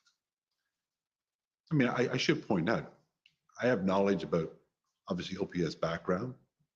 They wrote the book on this stuff. They do it well. It just wasn't happening. Fair enough. And you, earlier in the commission hearings, we've heard about the national framework. I take it you're familiar with that. I am. And the national framework favors the use of PLT wherever possible to negotiate, correct? Absolutely. And so is it fair to say that the answer in response to the loss of public confidence wasn't necessarily to go in right away and start enforcing? Is that fair? It could, again, be part of that measured response. It absolutely still could be part of a measured response where there's blatant offenses occurring to deal with them. Absolutely. But there's no one solution to this. Go in and enforce your way out of it. Not going to have to negotiate down the size of the footprint. Absolutely a viable option, along with a measured approach on enforcement. Fair enough. So you would say that at the very least, any level of enforcement that was happening or ought to happen needed to happen in tandem with PLT. Yes. And for that reason, obviously, the operational plan that ultimately was agreed upon with Superintendent Bernier as the event commander did involve the strategic deployment of PLT as part of that, correct? Yes. And in fact, I believe you indicated in your witness statement that the integrated plan involved a vital PLT communication and negotiation plan. Is that correct? I'm getting tired, guys. I hope this finishes up pretty quickly. And that when you presented the cell's proposed plan to OPS, the key role of PLT was actually specifically stressed because the cell was concerned about the lack of buy-in at OPS in relation to the role of PLT. Is that fair? It certainly wasn't being used. We were getting information that PLT were in a tent drinking coffee and not out engaging with protesters, trying to have an understanding their intentions, whether or not there was any room to negotiate to maybe move or leave the area. They were sitting in a tent drinking coffee. So they weren't being deployed in a way that you felt. Okay, was so she's appropriate. just trying to make the OPS look a little better I think because the standard- they look the really standard would be- bad. I mean, And according we to can this, see that I they felt had this. significant This is operational, a program logistic, that et was cetera, in the failures. that was born out of the Edward Inquiry, for Mhm. and they have proven their weight in gold over the years in terms of the connection that they can make with and trust that they can build with protesters or otherwise. So you can reach some common ground on some issues. If they can fix the issue or resolve the issue, that's a huge plus. But they have become a vital part. I mentioned in my cross with Mr. Slowey's council, we even use them now with neighbor disputes. Instead of them taking the hard hand of law enforcement laying charges on both sides, maybe we can negotiate a settlement here so that people can live in a little bit of harmony. And it works. It brings about better community safety. And so I think part of what you're saying, but you can correct me if I'm wrong, obviously, is that in order for PLT to be effective, they have to have the autonomy to actually negotiate effectively. Is that fair? They have the autonomy, but at the same time, they have to throw the commander's intent. They have to understand what that autonomy means, what they're being given. Right. And in this case, early on, it is my view, based on everything that I heard, all the information that was provided to me, that they really did not have that direction nor autonomy. Fair enough. And you were of the view, obviously, again, correct me if I'm wrong, that the reason PLT wasn't engaged in the way that you're describing in terms of its effectiveness was because that Chief Slowly didn't believe in the PLT program.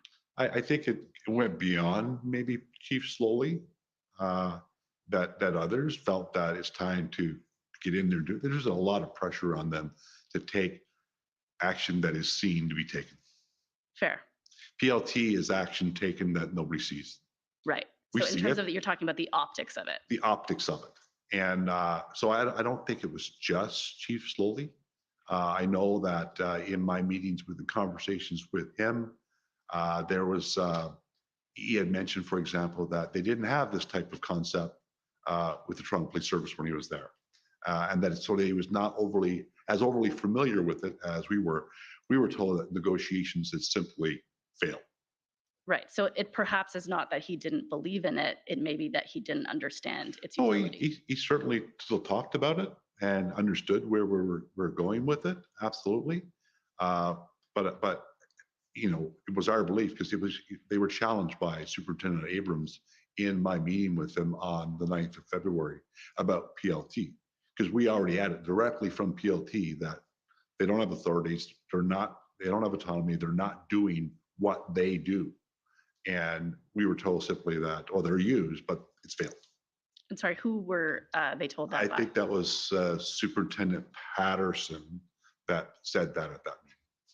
And so ultimately, when the integrated plan was agreed upon with Superintendent Bernier, and obviously with buy-in from others at OPS, there was an agreement that PLT played an important role in the dismantling of the convoy. Is that fair? Well, I want to be careful because that makes it sound like we negotiated what goes into a plan. No. Yes, fair. What we're talking about, what we built is what I would consider in our policing world right now for major events and protests, standard practice, template practice in terms of the engagement. So there was agreement because it's what we do, and it works. They do provide that layer of assistance to get us to where we need to be when we take kinetic action. Okay. I want to talk very briefly about the chain of command and have you assist those of us that don't work in policing to understand how the chain of command works. So you would agree with me that police services are paramilitary organizations. Is that correct? I wish. You wish you agreed with me? No, I wish they were. There was a time that we absolutely did say that we were, but I think police services have largely moved away from being able to characterize themselves. When I joined the job, we were paramilitary. would you agree with me there is a chain of command? But there that is a chain of command. Yes, okay, That's- so that's however you the- describe it. That's the only similarity that Okay. I probably would agree with. So There's a chain of command. There is a chain of command that one expects to follow, correct? Yes. Within a police service. So however that's described, there is a chain of command. Yes. And that chain of command requires that where an officer is directed or ordered by a senior officer to do something, they're required to follow the command. That's correct. And in fact, it is a misconduct offense under the Police Services Act not to follow a command. As A long as lawful order. A lawful Yes. order, correct? Yes. That's an important word that people And in miss a lot, addition to eh? that, That would they you miss agree a with me lot. The that word it would be lawful. considered unprofessional to directly question the directions of one's superior in front of partner agencies? That's a relationship thing. I mentioned earlier about my team. I had constables, civilians up to chief on my team, and they were given, I need your voice. So yeah, you have an opinion. I need you to tell me I'm wrong. So it depends on the environment and the expectations of the leader. Fair enough.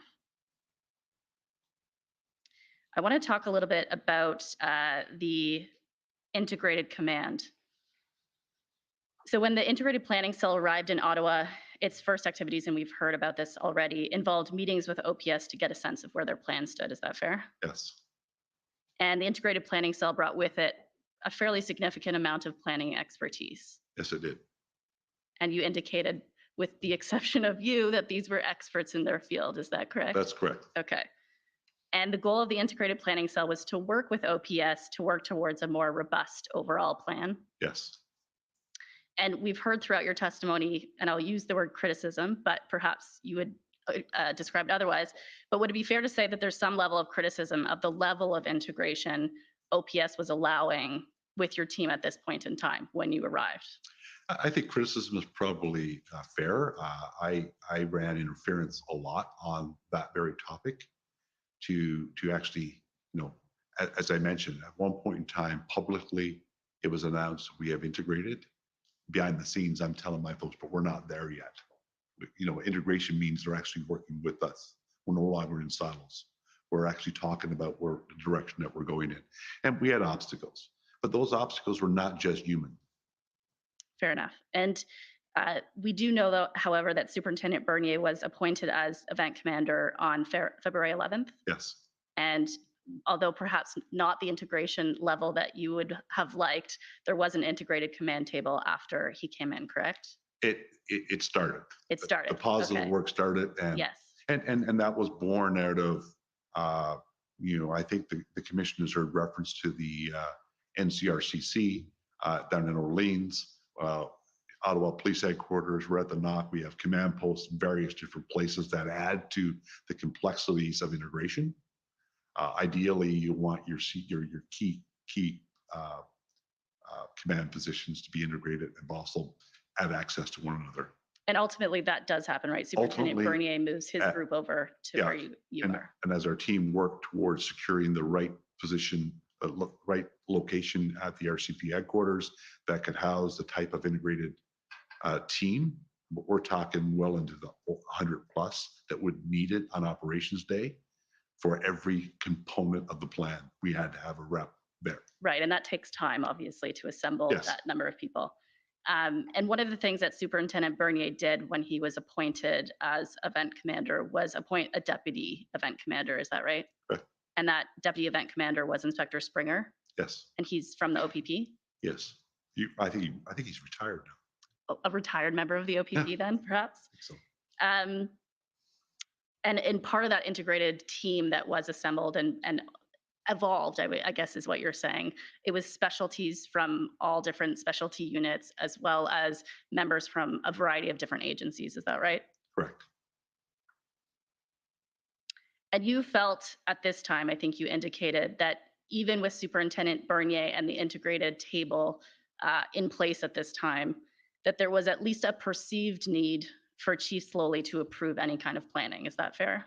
It was still that perception amongst everyone, right down to my bosses calling and asking me. But as he approved it, they understood that Bernier had approved it, but they asked if he had, and that was that follow-up call I had with Trish Ferguson, and I trusted her. And when she said, "You're good to go," we went.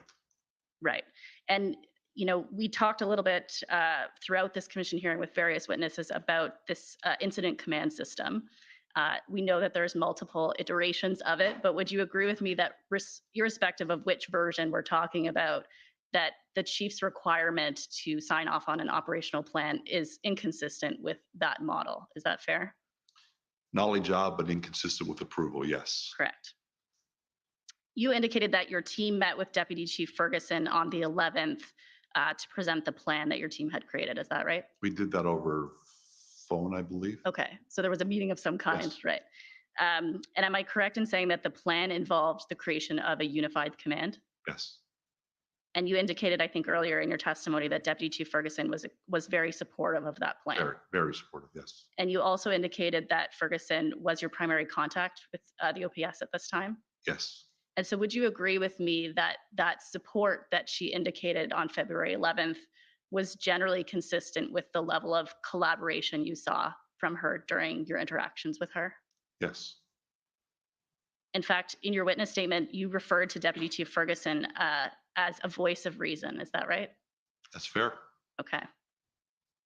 And you also indicated in your testimony earlier that by this time, all of the rank and file of OPS was working well with your team. Is that right? Yes.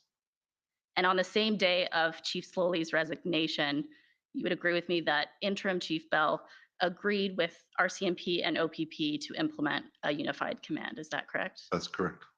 Those are my questions. Thank you very much. Thank you. Okay, wow. Next, call upon the government of Canada. Cool. Oh, the government of Canada. Wow. Good afternoon. Yeah. Check my time. You indicated in your, introduce myself. I'm sorry. My name's Donnery Nygaard. I'm counsel for Canada. You indicated in your evidence in chief that police services, including the OPP, tow vehicles all the time. You have the authority to do that. And I just want to make sure that I'm understanding what you're saying. You're talking about the authority to tow vehicles. That's something you have, and you didn't need the EA for that. But you don't, or you didn't, absent the EA, have the ability to compel tow truck drivers to assist with that. Is that correct? That's correct.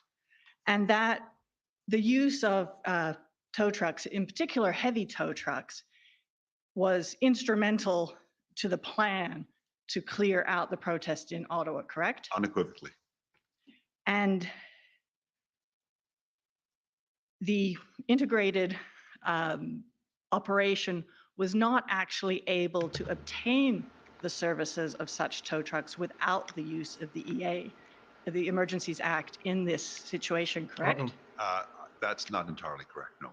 So very early on, in fact, day one, we engaged with our OPP Traffic Services and Operational Support Command, Deputy DeMarco, her team that run all of our traffic programs.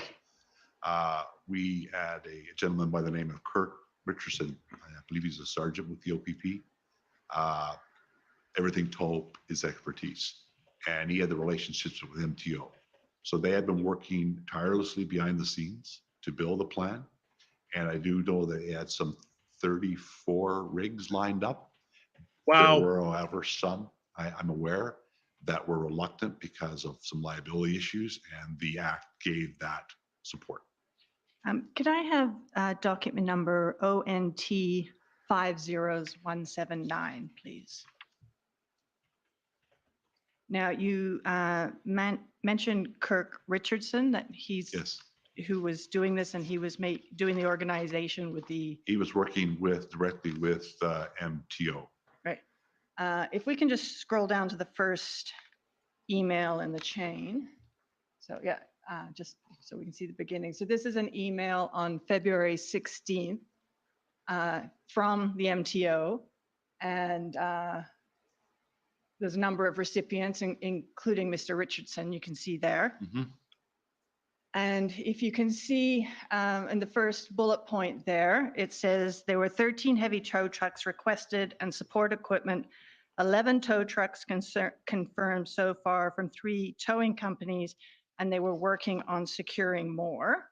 So that was the situation at, I think if we scroll back up at 1:19 on February 16th, and then if we continue to scroll up to the next email in the chain, I think at the bottom of the first page, we'll see the time. It's not justifying anything. Now we're at 5 in the evening that same day. And there's a follow-up email. And if we can just Already said that they see would have been there able to that do it this. says in that first line, good afternoon, estimate below per day based on discussions with 2 towing companies. Third towing company has dropped out.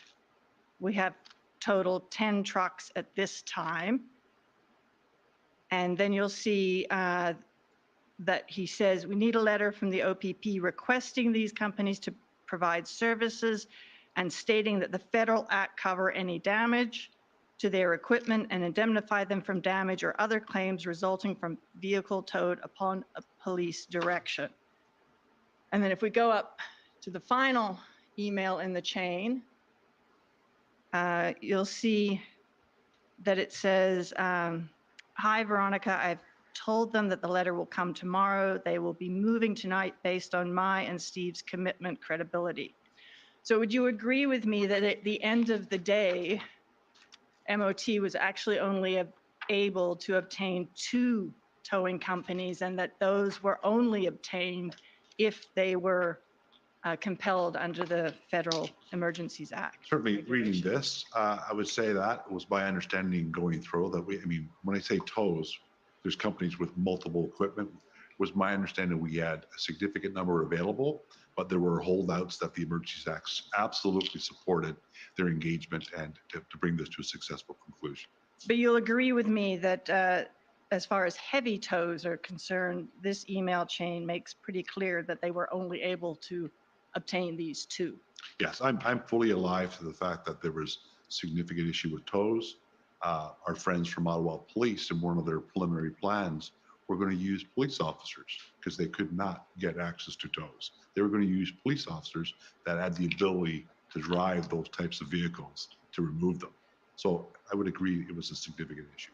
Yes, and that the solution to that issue when it came to the heavy tow trucks was using the Emergencies Act regulations. Certainly assisted, yes. Thank you. You've talked in a fair amount of detail this afternoon about the importance and the role of the PLTs in the work they do, particularly to shrink the footprint of a protest before enforcement action is taken. And I take it based on what you've said, you'll agree with me that that was a very important part of your plan here. Yes. And in fact, I think you said that I need another if you clip had to go in without shrinking the footprint, you would have needed 10,000 officers to deal with everyone who was there. Just means putting hands on everybody that's in there and 2 officers per, and just to do the math, you'd need a lot more officers, yes. And if you can't shrink the footprint, not only do you need a lot more officers, but it takes more time to control the situation. It's fair, yes. And also that there is more risk of violence or injuries when you've got a bigger crowd to control. There's always risks. I mean, we assess those risks on a day by day, then on operations hour by hour, minute by minute. You know, when PLT is engaged, they're really good at reporting back to us whether or not they believe they've reached their limit. And in our plan, our measured approach, it's PLT that gives us that final now. What's the status? Do you have any more room to move? No. Okay, they're out. We go in with positive action. But the bigger the activity that you're trying to deal with, the more possibility there is for volatility. Yes. And therefore the greater chance of violence and injuries. Yes. Although I think it's important when I hear the words violence and injuries, that was a key aspect of our plan, of this integrated plan. Yes. To ensure that we, from start to finish, the systematic dismantling of the process is done with everything in our power to minimize injury to anybody, and we succeeded in that. Absolutely. And you did succeed. And an important part of that was the ability of the PLTs to shrink the footprint significantly Again, before you it was, moved in. yes, it was a good part of it. And the BLT's ability to do that They did take their job license. is dependent They did on take their how license plates persuasive they off the can trucks be in during the convincing enforcement. people to leave. All the tow They're trucks had their license negotiators. plates off. You know, their role is to So they ensure couldn't that be the identified. protesters or those that are inside that perimeter are aware of the law, the expectations, around lawful protests. And then when they go to the point that it's no longer lawful, now you're committing criminal offenses, to inform them, negotiate. It's about building trust. Sometimes they make concessions and they're willing to do things. We have to give them the leeway to make some concessions if necessary. But if this all happens with the commanders being fully aware of what's going on with PLT, what their mandate, what autonomy they've been given, what authorities they've been given. Yes. And one of the tools that the PLT has to convince protesters to leave is educating them on the consequences if they don't leave. Absolutely, yes. And presumably, the more significant those consequences, the more persuasive the PLT can be in convincing people to leave. Yes, possibly, yes. And in this case, when this plan was actioned and the PLTs went in to do their work to try and shrink the footprints, one of the tools that was used was a pamphlet that was handed out, correct? I believe so, yes. And perhaps I can just, if I can pull up OPP 401852, this is the integrated phased approached plan from February. This particular version is dated February 18th, but I understand this is just an update of the plan that was in place for at least since the 13th, yes. And it was going through various iterations. And if we can go to page 5, please. Probably actually page 6 of the document. It's page 5 on the page numbers. Yes, down towards the bottom of the page, up a little bit. Just under the bolding there, this talks about the pamphlet that was it was a media release provided, but as I understand it, there was also pamphlets handed out that stated the same thing. Is that your understanding as well? Yes. And so there's various information that was being provided to the protesters to try and convince them to leave by the PLTs, and it's listed here. First, it mentions criminal code offenses, and if we can go to the next page, it then names a couple of consequences that, as I understand it, come out of the Ontario emergency legislation. Is that correct? Yes. And those consequences, in particular, the driver's license suspension and the commercial vehicle operators registration suspension, those would only be applicable against people from Ontario, correct? No. So the Ontario legislation allowed you to cancel suspend the driver's license they seized, if that was a vehicle from out of province, plates were removed, the stickers were removed, and we would seize. And then we have those agreements with other provinces. But yes, it was my understanding on enforcement day, it's exactly how it was used. So your understanding is that the Ontario legislation allowed they're in the province of just let me finish the question, allowed you to suspend the driver's license of someone from British Columbia? Who was sitting here in British Columbia. Yes, that is my understanding. Who's sitting here in Ontario? That was just a misspeak. If we go down the following, this Government of Canada lawyer, folks, is trying very hard to salvage this. The summation of the testimony buries the Government of Canada measures under dear leader the Trudeau. Federal emergency legislation. That's correct? Correct. So the personal business accounts, personal or business accounts, the bringing the minor into the fines for bringing minors into the area and traveling to an unlawful protest site or delivering fuel and other supplies. Those were all under the federal legislation, correct? And you'll agree with me that the addition of those bullet points provided more persuasive fodder for the PLTs to convince individuals to leave. Any piece of legislation that we were given, we used to the extent that we could possibly use it. Absolutely did support it. And as a result of those additional tools, the PLT would have been able to convince more people to leave than they otherwise may have been able to do. Well, I don't have any metrics for their success, but the more that you can give them, absolutely. Yeah. And so that allowed you to have a smaller footprint that you were dealing with, and perhaps allowed you to get to that smaller footprint faster. Possibly. Those are all my questions. Thank you. Thank you. Next is the JCCF Ooh, Democracy Fund. This is going to be good. Let's see what they have to say.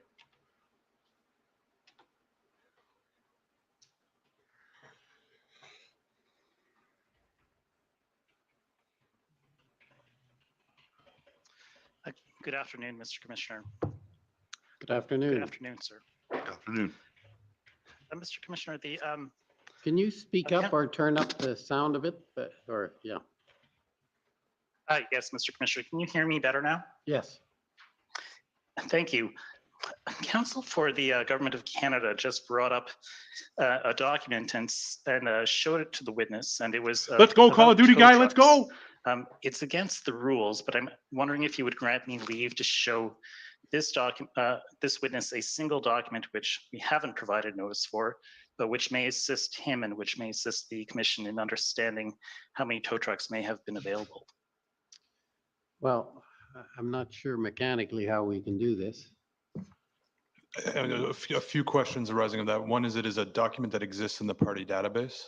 Yes, it is. Okay, and are you able to provide the document ID number? Yes, I am. And Mr. Commissioner, obviously within your discretion, but no, the parties nor Commission Council haven't had an opportunity to review the document and see what it is. I'm not sure what it is, but one of the things that we can do is, once we know the numbers, have an opportunity to look and see what it is. And for what it's worth, Commissioner, I was going to ask for leave to introduce probably the very same document. Okay. Well, is there any objection? Obviously, if the OPP seems to have no problem with it, I think it should just go ahead. If you can give the number so that we can then get it before. Here we go. We're going to deal with the contravent. PLC. My only comment would be if it's in relation to the questions I was asking, and because I wasn't given notice that it was going to be put to the witness, it may raise an additional question for me. I suspect I know what document it is, but I'm not entirely sure until I see it, obviously. Well, if you want to follow up on it, you can ask at the time, and obviously I have discretion to allow that. Thank you. Yeah, Government of Canada. Thank you, Mr. Commissioner. The document is OPP 401585. You can't save it. Call of Duty guys coming in to save everything. Good work, Democracy Fund. You hired the right one. I'm proud of you. Can we just go down to the third page? The top yeah, of the third page, because the GOC wants to do damage control because they just established contradictory testimony. The OPP wants to correct it as well. That's why the OPP Council can you just actually scroll up a little bit so we can see who the email is from? I am now here in spirit. I will be here in camera soon. Momentarily, please. Call of Duty speaking.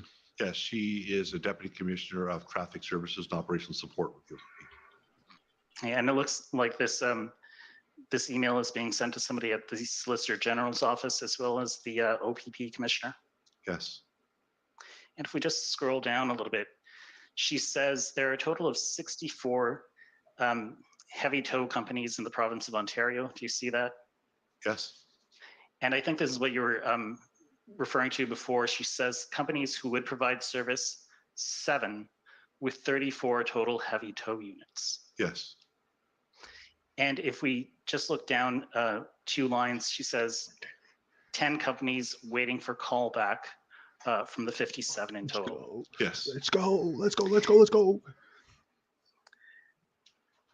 Government now, of the Canada document that we just saw from the Government of Canada was, I believe, dated February 17th, 2022. So that's some 4 days after this document. Correct. And it looks like perhaps in that time, the number of tow companies who are willing to provide trucks, or the number of trucks that they can provide, decreases. It appears, yes. And it could be the case, could it not, that the invocation of the Emergencies Act, which happened in between these two events, actually caused tow truck drivers or tow truck companies to become more reluctant to provide their services, or to put conditions upon their services, such as indemnification for damages? It is possible, but I personally don't believe that, sir.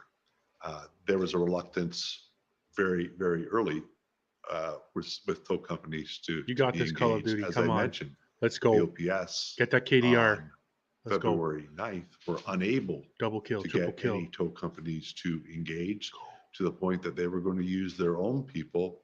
And I do believe there's even reference to getting the military to come in and tow some vehicles for them if needed. So while it may have had an impact, I think it was an issue. And I think that issue was connected broadly to the broader issue that we were dealing with in the public domain. You can't highlight namely that. the pandemic, this massive protest, and the unwillingness of some agencies to simply be engaged. Well, it was an issue on February the 9th, as you say. And it was still an issue on February the 13th, but there were some trucks there. There were some 34 trucks.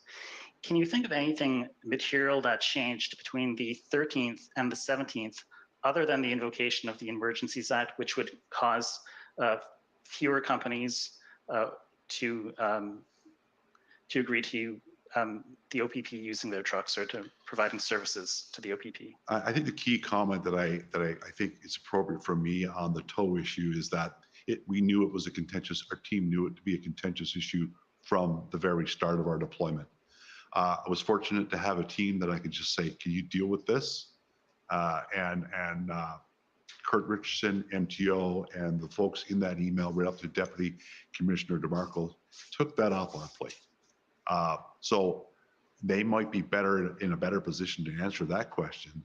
I simply asked for a tow plan, and can you give me people that have the capability to develop that plan? And I got a plan, and it worked. Okay. Thank you very much. Let me change topics here for just a moment. We heard from your OPP colleague, Superintendent Patrick Morris, not long ago, that he thought some of what the media was reporting was problematic. Did you hear that evidence? I did not hear his evidence. And I think I listened in on about 10 minutes of it as I was arrived in Ontario, looking to do some of my own prep, so I didn't spend a lot of time. Are you aware that he testified that he read accounts of, for example, Russia being involved in the protests, and he found that to be problematic? I think I may have read that somewhere, yes. In your evidence today, you adopted a will say. And in that will say, you stated, the media was not portraying what was on the ground. Can you tell us what your concerns were? Well, it's just the things were happening, and this protest group were incredibly well organized, in my opinion. And the narrative about what was happening in Ottawa was being controlled, or was one-sided. And sorry, go ahead. No, and that's the basis for that comment, because there was a lot of good things happening. You know, there's things that were going on within the protest group. We heard about the bouncy castles and the prayer meetings in the morning, but we didn't hear publicly about threats to people inside the perimeter who wanted to leave and they didn't want them to leave. We didn't hear about that publicly. Things of that nature, as just but one small example of the narrative that was out there about, this is a family event, bring your kids, there's a bouncy castle, we can have fun. Yet there were people within that red zone that wanted to leave, felt threatened and couldn't leave. And you didn't think that was being accurately conveyed by the media? It was not being conveyed at all, in my opinion. What about something like what Patrick Morris testified to, that he thinks the protesters were being portrayed as extremists, and he found that to be problematic? Did you find that to be problematic as well?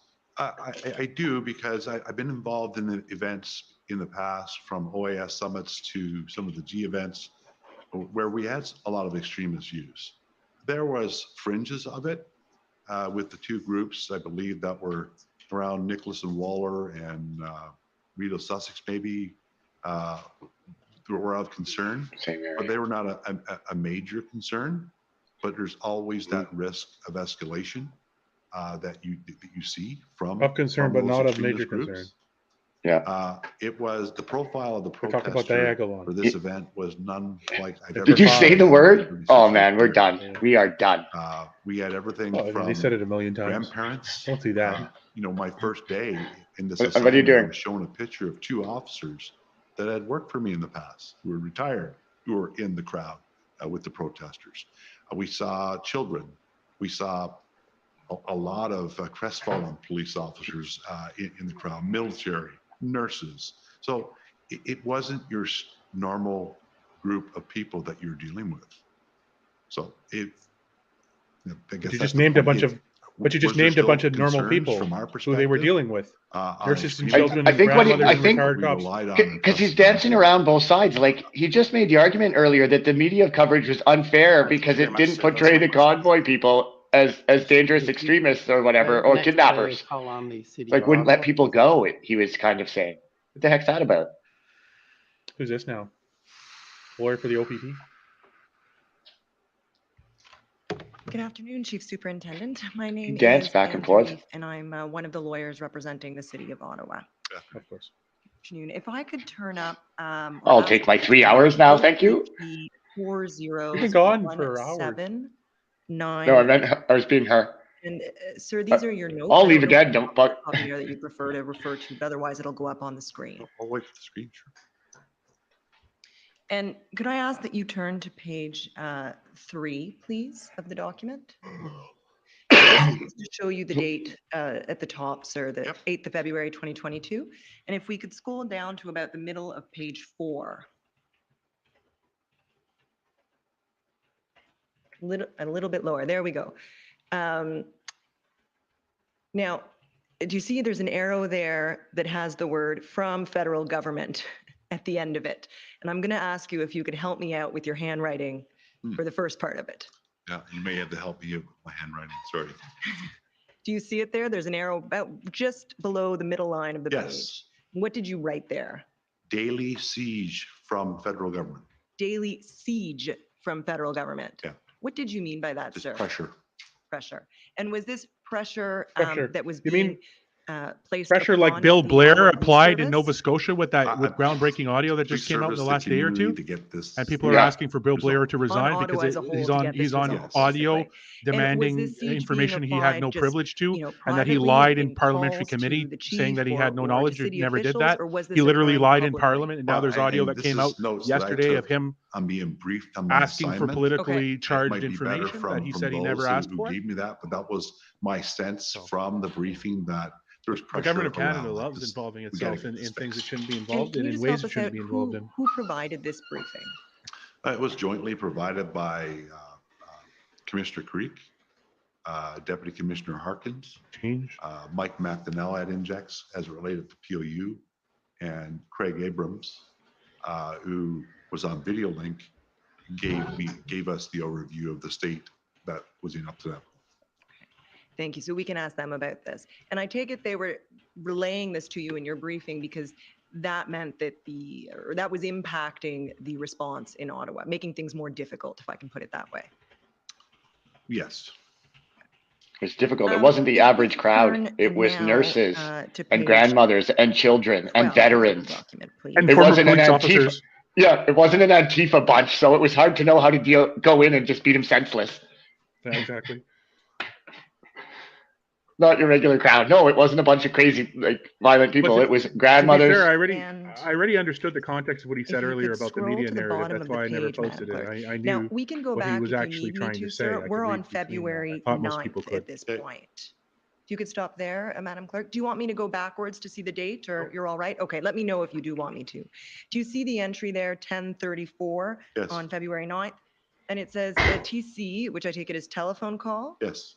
From Deputy Harkins, is that right? Yes. And he's the Deputy Commissioner for Field Operations at That's the OPP. correct. It says need to be looking at this more broadly, and there's an asterisk. Ambassador Bridge shut down. Yes. We could scroll to the next page, please. 402, that's the highway, right? Yes. shut down both directions, 40 kilometers from the border by farm tractors. Yes. Economic impact equals $350 million per day, right? Yes. Correct? Correct. And then it says big auto, and there's an arrow, 24 hours, and they shut down factories. Is that right? To shut down factories. Shut down factories. Okay. And this is being reported to you by Deputy Commissioner Harkins. Correct. And then the next, I'll skip over the next asterisk only because I think that may relate to Toronto. Is that right? That's regarding the GTA dump for waste would be impacted of where it could go. Because of the closure of the 402. Yes. Okay, so this is an impact on the Toronto garbage dump arising from the blockade at the Ambassador Bridge in Windsor. No, not the Ambassador, because it's Lambton County, and I'm sorry, my geography for Western Ontario is a little off. Okay. It may have been as a result of 402. I see. Which is separate from. Understood. And then it says planning to block access to impact Toronto. That's what you've just told us. And then the final little note here, it says request to determine what and what's that next word? Current resource deployment is to the city of Ottawa. Okay, perfect. And then if we turn over the page to page 24. And so now we're at February 10th, and I'm actually, if you could just go up to page 23, Madam Clerk, we'll just see the beginning of this. Do you see it down a bit. Do you see it 9:21? Yes. So this is again a telephone call with Deputy Harkins, and it says I guess you and the deputy were joined later by Commissioner Creek. Is that correct? Correct. And this is on February 10th. Yes. And before we get into this, I just want to back up a little bit. So we talked about the call just the day prior on February 9th, where you're alerted to the situation in Windsor, and asked about the current resource deployment to the city of Ottawa. And February 9th is the same day that you had I'm going to call it the meeting at Elgin Street headquarters of the Integrated Planning Group with OPS Command. Is that right? That's correct. Okay. And coming out of that, you mentioned earlier in your testimony, there was an ask for staffing, and I think you said the number was 516. Correct. Right, and that was a maintenance ask. Yes. So in other words, that's the number of officers OPS needed from OPP just to maintain the current posture and traffic points, right? Yes. As I said earlier, though, there was some math problem with it. Ultimately, that number you divide 516 by 3, I think it's 174 or 178 or something like that. Because they had been employing a 3-shift model. And as we talked it through it, it was like, oh, we forgot to tell you, we actually, with the support of the Ottawa Police Association, they had reverted back to the 2-shift model, which would allow you to spread. There are inherent benefits with the 3-shift model, but with my organization coming in, it certainly would be a benefit beyond the same type of rotation, which they did. The RCMP, however, remained on a 3-shift model. Okay, so I don't think we need to get quite to the level of specificity of numbers, but if I understand it, the maintenance ask on 3 shifts was 516. If they say 516, that's specificity, correct? take a drink. No, don't do On that. 3 Don't do shifts. that. And if you drop it to 2 shifts, which But you don't said you Behave, were John. able to do, Behave. then it's Don't do that. probably closer Don't to do that. 300. Is that about right? I would put it in the range of 350. Okay, Plus. 350. In other words, Let's get it's very about a third specific, but less. don't be specific. Okay, whatever that number amounts to. We need to fair address enough. the contradictions in So that's testimony here. the number that comes out for maintenance of the February 9th planning meeting. Somebody needs to But of bring that course, up. the Maybe the OPS OPP was will bring it also up because they looking realize that for their additional individual here POU is supports given for their test- enforcement action, correct? contradictory Absolutely. testimony. And the decision of the OPP coming out of that planning meeting was, we will meet your maintenance ask, we'll supply what turned out to be approximately 350 officers to maintain the current posture. Mhm. But at this time, we're not going to move forward with the POU ask for the Hey, reasons you've if already you're enjoying the explained coverage, relating please to the consider planned, et cetera. sending Yeah, a no, donation that's not to accurate. That's not accurate, my No, daisymedia@gmail.com. we Completely continue up to to you. deploy POU. And if to you don't make want to do plans for that, POU. Follow me We on had, Twitter at there was twitter.com/Patriot Smoothie. obviously a Lots plan of key updates in there. Windsor at the Ambassador Bridge for action down there, but that did not slow us down. We knew that it was going to, of course, it was going to impact because we're drawing from the same pool. Sure. But it did not stop. We just realized at that stage that Because if I'm not mistaken, Darwin Tetrol in that same meeting said, we need that 800. That's about all that we have in the province of Ontario. Suddenly we have to pivot. We're not going to get all we have in the province of Ontario because they're going to be used and they're going to be needed down in Windsor. Then we started our outreach to Edmonton, Calgary, Vancouver, and the province of Quebec. Okay, well, in fairness to you, let me show you where I thought I saw that information, and you can perhaps correct me if I'm wrong. Can we go to page 19, please, of this document?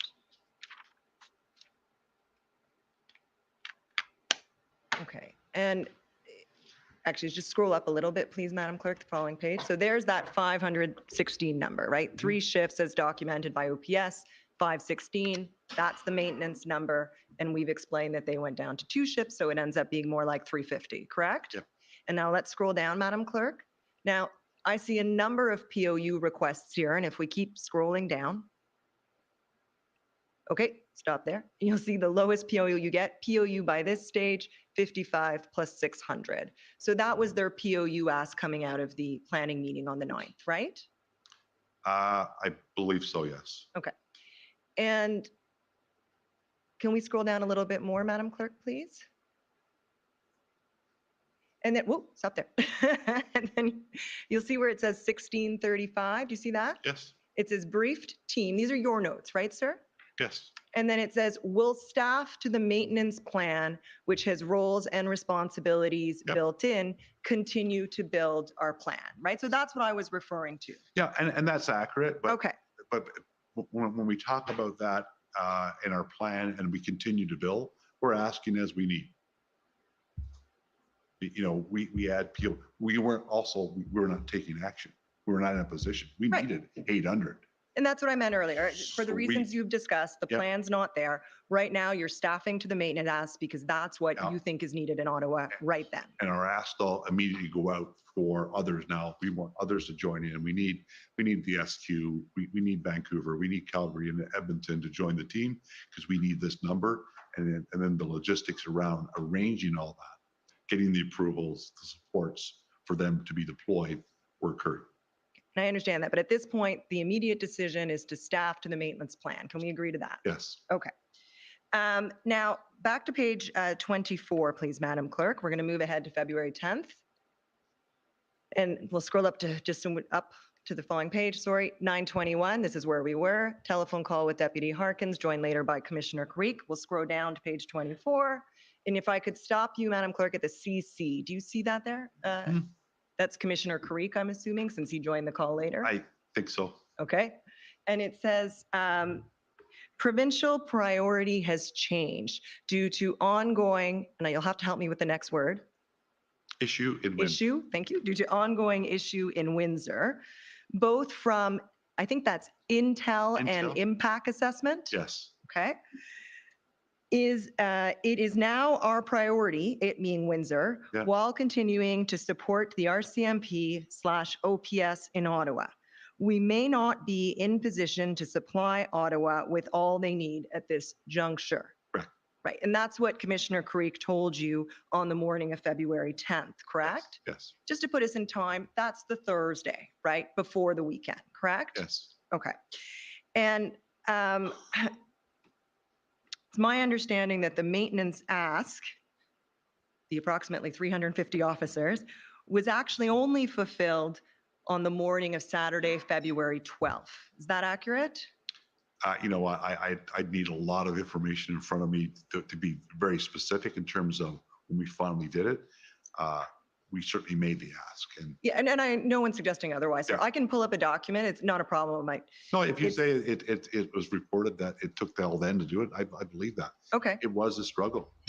A lot of people did not want to be deployed to Ottawa. A lot of people I missed the last part. Did not want to be deployed there. To Ottawa. Yes. Okay. You want people to want to be there.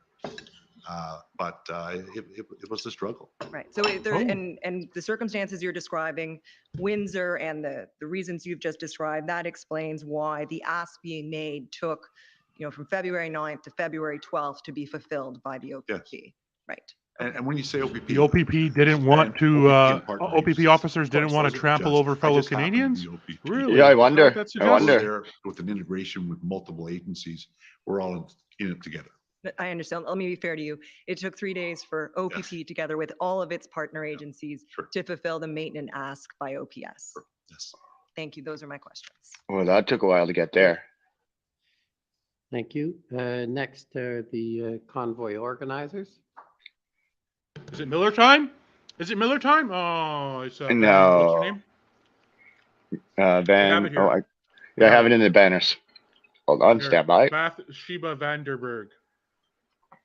Good afternoon, Mr. It's Commissioner. it's Good bath afternoon, time. Chief Pardy. My name is Bathsheba Vandenberg. It's bath and I'm time, counsel Chad. representing It's bath time. Freedom Corp It and might be Van protesters. Denberg. I have a few questions for you this afternoon. I'd like to ask you about the February 9th plan referred to earlier today. It contemplated building a public order unit plan. Is that right? Yes. Oh, sorry. The February 9th plan that the Ottawa Police presented to us. That's right. Yes. Okay. Yes. Was the first operation of that February 9th plan to clear Rideau, Sussex on Thursday, February the 10th at 6 a.m.? It was going to be 4 a.m. with a possibility of being moved up to 11 p.m. on that date that they were telling us. Okay. And was it Event Commander Patterson who wanted to deploy POUs as part of executing that plan? Well, we didn't get into the weeds in terms of the numbers, but POU was part of the plan that they were going to execute, and an incident commander had been assigned. POU is public order unit. And yesterday, Superintendent Abrams testified that the police liaison teams, PLTs, were not involved in the planning process. And he suspected that Event Commander Patterson did not communicate this plan to the PLTs. Is that right? Yes, that's fair. Were you aware that at the same time as the integrated cell planning, what you call the group, that the PLTs were negotiating a plan with some of the protesters to start moving trucks on February 10th from the Rideau Sussex intersection? I don't have independent recollection right now. There's so much that was going on. It's possible, yes. Was the February 9th plan abandoned because there were not enough POUs? Well, what happened, myself and Phil Liu, prior to leaving Ottawa headquarters, met with Acting Superintendent Burnett. We both knew him, and Phil had worked closely with him in the years prior. We stopped by to say hello as we were leaving the building, aware that he was being assigned the task. We didn't get into the details of it, other than he told us that he had some legal concerns that he was seeking advice on, and that from there he was going to be consulting with his POU experts. Okay. He consulted, and at 18:20 that day, we learned that they did consult with the broader group, and they didn't find it to be tactically sound and decided to defer. And that was on February 10th? I learned that on February 10th, yes. Because notwithstanding what was... No, sorry. I learned that on February 9th that it was shut down. Just discussed now on February 10th, we learned that the Commissioner Carrick mentioned to you that there was a lack of availability of POU resources. And also, did RCMP Sergeant Tethrow also tell you this, that there was a lack of POU resources? Well, we knew that, POU was going to be stretched in the province at the capacity that we had. Are you aware that the RCMP put a freeze for 72 hours from February 10th to 13th on any POU intervention? I need to know some greater context. I'm not sure where that's from. I don't recall it, but I'm not saying it didn't happen. Okay, thank you. Earlier today, the mission statement of the February 13th plan was put to you, and it included a reference to the utmost respect to the individual charter of rights and freedoms. Is that right? Yes. And part of that February 13th plan to contain a main action plan. Is that correct? Yes. And that the mission statement provides strategic direction to operations. Is that correct? And that the objective of the main action plan was to de-escalate and negotiate a peaceful resolution and demobilization of the Ottawa truck demonstration. Is that right? On February 14th, you continue to work on developing the February 13th plan with a group of POU SMEs. Is that correct? Correct. The February 17th plan referred to in your testimony, officially titled Integrated Public Order Unit Concept of Operations, is also referred to as POU Tactical Plan or Action Plan, correct? Yes, it's a sub-plan of the master plan. Right. And the objective of that February 17th action plan was to systematically clear and take down the protests, right? Correct. I put it to you that the mission of the February 17th action plan was to ensure the removal of the protesters in the area of the blockades in relation to the Freedom Convoy 2022. This will be achieved by securing, isolating, and evacuating persons within the designated blockade zones to ensure the safe detention and arrests of any participants taken into custody, ensure public and police safety. You agree that there is no reference to the Charter of Rights and Freedoms in the February 17th action plan? The mission has it. That's normally where it's contained, but what you read there, no. Thank you. Those are all my questions, and thank you for your 36 years of service. Thank you. Thank you. If I could now call on the government of Saskatchewan. Oh, this should be pretty good. Saskatchewan again. Yeah. I'm liking that this guy's competent. Yes. Go ahead. Good afternoon, sir. Can you hear me? Yes. Thank you. Sir, my name is Mike Morris, and I'm counsel for the government of Saskatchewan. I'm just going to have a few questions for you today. Would you agree with me that the OPP, the RCMP, and the OPS did not need the Federal Emergencies Act to be invoked to set up an integrated command structure? For the purposes of setting up an integrated command structure, no. We've done that in every major event that we've had with OPS in the past. And I gather you'd agree that those same police forces didn't need the Federal Emergencies Act to be invoked to come up with an operational plan for removing the occupation in Ottawa, correct? I would agree with that. And you signed off on the operational plan that was ultimately used on February 12th on behalf of the OPP, correct? That was a version. There were multiple versions, but that was a version, yes. Okay. And I understand the RCMP approved that same version of the plan on February 12th as well. Is that correct? Yes, sir. And I think we've heard that the OPS approved that same version of the plan on February 13th, correct? Correct.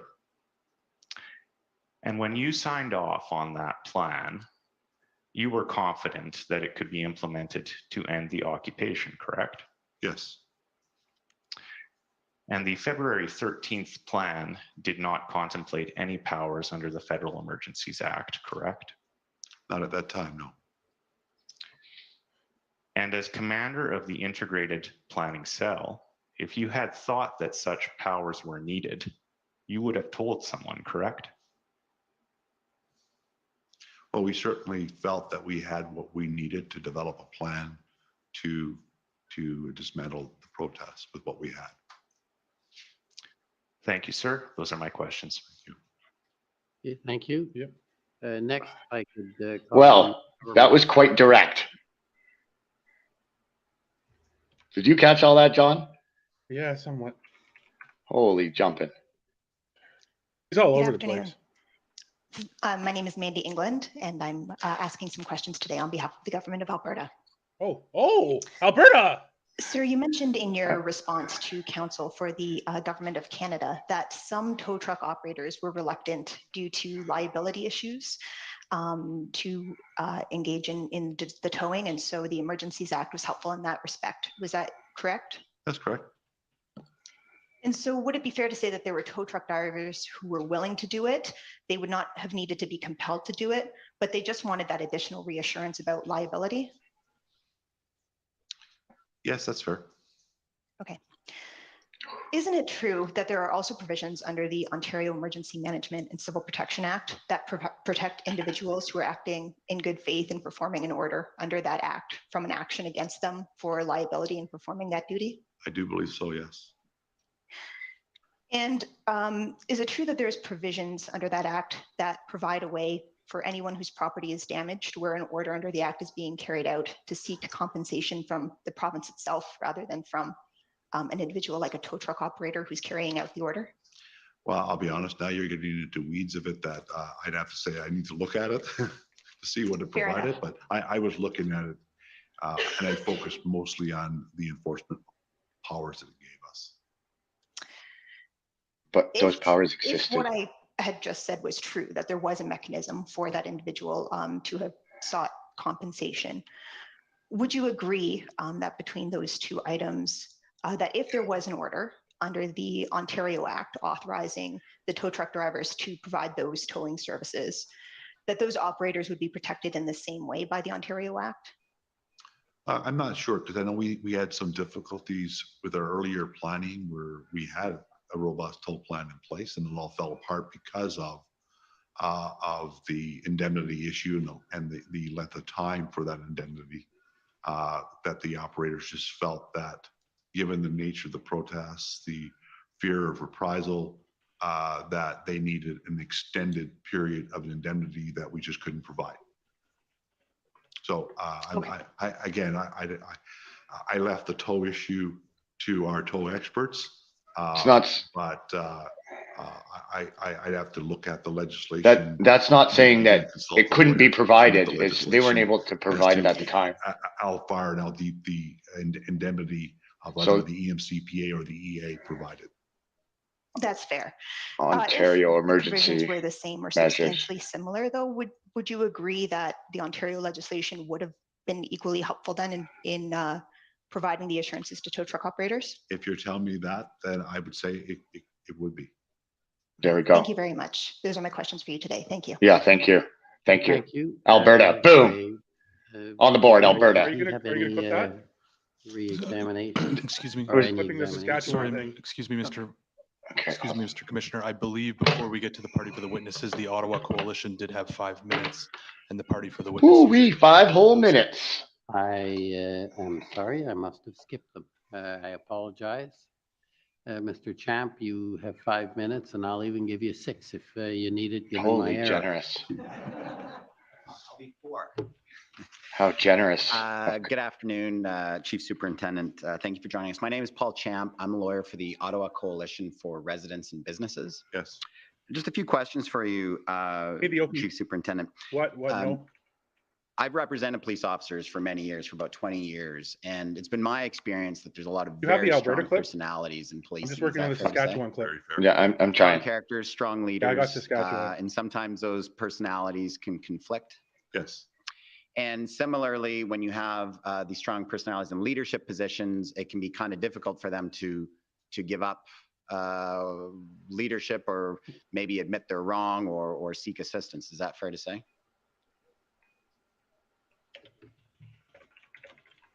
Yes and no.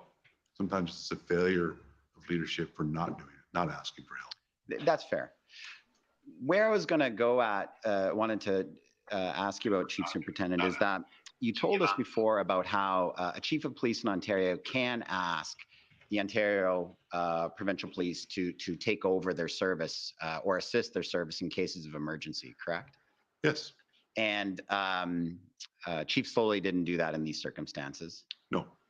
But it's also the case that under the Police Services Act, the board could ask the OPP to take over, correct? The Police Services Board? Yes. Or the Ontario Civilian Police Commission? Yes. So if they have the relevant or proper information, they could have considered that and weighed that option? Yes, they could. And you would agree with me that given the prevailing conditions in Ottawa at that time, the Ottawa police simply couldn't provide adequate and effective policing services to their community. I'd say they were stretched as it related specifically to the protests. to say that they were not otherwise providing, because Ottawa is not just the downtown core, sir. That's fair. Absolutely. For the rest So, of it. you know, because we talk regularly with them about their ability to respond to their day-to-day business. Right.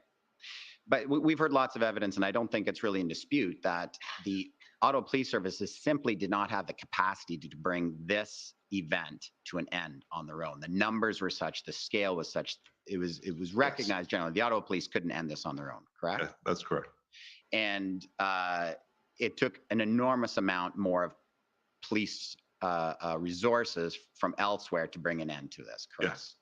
And I'm just wondering, like, I was taking a look and reviewing the national framework on police preparedness for demonstrations and assemblies, and there's nothing in there about what happens if the demonstration is of such a scale that the police force of jurisdiction can't manage it, and in how or in what way there could be a trigger for them to ask for another service to maybe even take over if they're having a real problem. Would you agree with me, Chief Superintendent, that more policy or protocol around that for how police services can feel comfortable reaching out to get assistance would be helpful?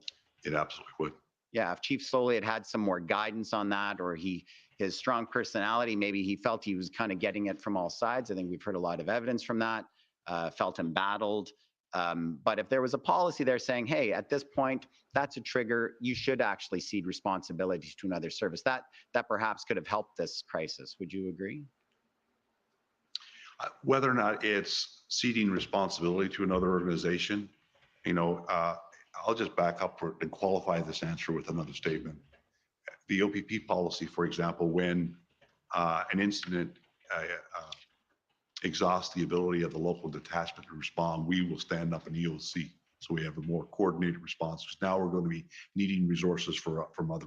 So it's kind of inbred in our nature that when an event overwhelms one jurisdiction, OPP jurisdiction, and others are needed, we stand up a broader group to support, to ensure that the response, so that the locals can still focus and we can bring in supports. So I don't believe it's about policy that he would have to cede responsibility, but certainly that when you are overwhelmed, that it's time to ask and integrate with other organizations to seek their assistance to collectively bring it into the unlawful activity. I hear you, Chief Superintendent, but I guess just what I'm suggesting is that it's a little bit ad hoc, right? There's no real good guidance for a chief about when might be the right time to press the emergency button. I would say there probably is no guidance or written guidance in that regard. Okay, thank you very much, Chief Superintendent. Thank you. Now I will call on the. Sent the clip, Tom. Okay, you did? Yeah, well, yeah. Okay, let me see if I can retrieve that. Today it's like I'm out of gas. Monday will be more Good interesting. afternoon. Good afternoon, sir. It's Christopher Diana, Councilor of the OPP, as Yeah, you know. gotcha. You've been doing a I'd lot. like to maybe take a step back a little bit. Working You've at the kinks answered too. a lot of questions about, the details of what happened in Ottawa. Part of the mandate of this commission, and part of what I think the commissioner may be interested in hearing about as well, is taking a look at the bigger picture. Lessons learned is part of the mandate of this commission. And you're in a unique position as a recent retiree with 36 years of experience doing this kind of public order policing and incident command to maybe give some thoughts that may be of assistance to the commissioner. And the question I wanted to ask you in particular is about an integrated or unified command. Do you believe in the value of that concept? Absolutely. It's absolutely critical to our success in any event where it's beyond the scope of one organization. Right. And what are some of the impediments? So if we're looking at lessons learned, what are some of the impediments going forward that the commissioner may want to consider while contemplating the evidence that he hears? Well, we've already heard about, the personalities that exist in a lot of police leadership roles. And oftentimes that can be the impediment. They simply don't want to, they want to do this on their own. They don't need help, or I need your help, but I want command and control of your resources. There's an organization out there that I know of that would ever say, okay, we'll send you 500 officers and just use them gently. It doesn't work that way. When you deploy 500-600 officers to another organization, they come with a command and control. If you don't integrate, you're going to be working in silos. If you don't integrate, you're not going to be communicating about the ultimate strategic objectives and goals of what you're trying to accomplish. So it's absolutely critical that leaders buy in. Leadership is actually absolutely key at all levels, in my humble opinion. If you don't have the leadership team buying in, then it's not going to work. And I think just to maybe kind of drill down a little bit into the why. Why is a unified command a useful tool, even if there's an event in a larger city that has a large police service? Ottawa has a fairly large police service. Toronto or other large police services may benefit from this concept, but maybe you can explain why this is useful. Toronto Police Service, for example, may have a lot of resources, but why is a unified team useful for a large event? Well, it's unified because of the power of the human brain. The more people that you have, the more expertise you bring to bear on a problem, the more communication that you have. Your solution is going to be that much more refined and appropriate. It takes, as I mentioned earlier in my evidence, it takes the weight off one pair of shoulders who is feeling the burden of this event. And I feel for Chief Slowly the burden that he was under for this event. But bringing in an integrated command and all that it brings to bear with the resources, the subject matter expertise, can only produce a win. Ultimately, though, it comes down to whether the police service of jurisdiction kind of buys into the concept, correct? Yes. Thank you, Commissioner. Are we almost done here? Can I just check with the Government of Canada? Are you content? There's nothing further you'd like? No? Okay. I just have a couple of questions, Chief Pardy. About, there have been words about what the operation, and it's been referred to, as I understand it, as ending the occupation, but also some people have said ending the protest. Is there a difference in your mind between the approach of saying the plan is to end the protest or end the occupation? I certainly have used them synonymous today as one and the same. It was absolutely, in my view, an occupation, but it's often referred to as a protest. A protest can be an occupation. So they're one and the same for my view. Okay, and in that, I just want to ask you if you could have a look at your mission Define statement, that and we've had it referred law. to, and I think it's OPP 1851.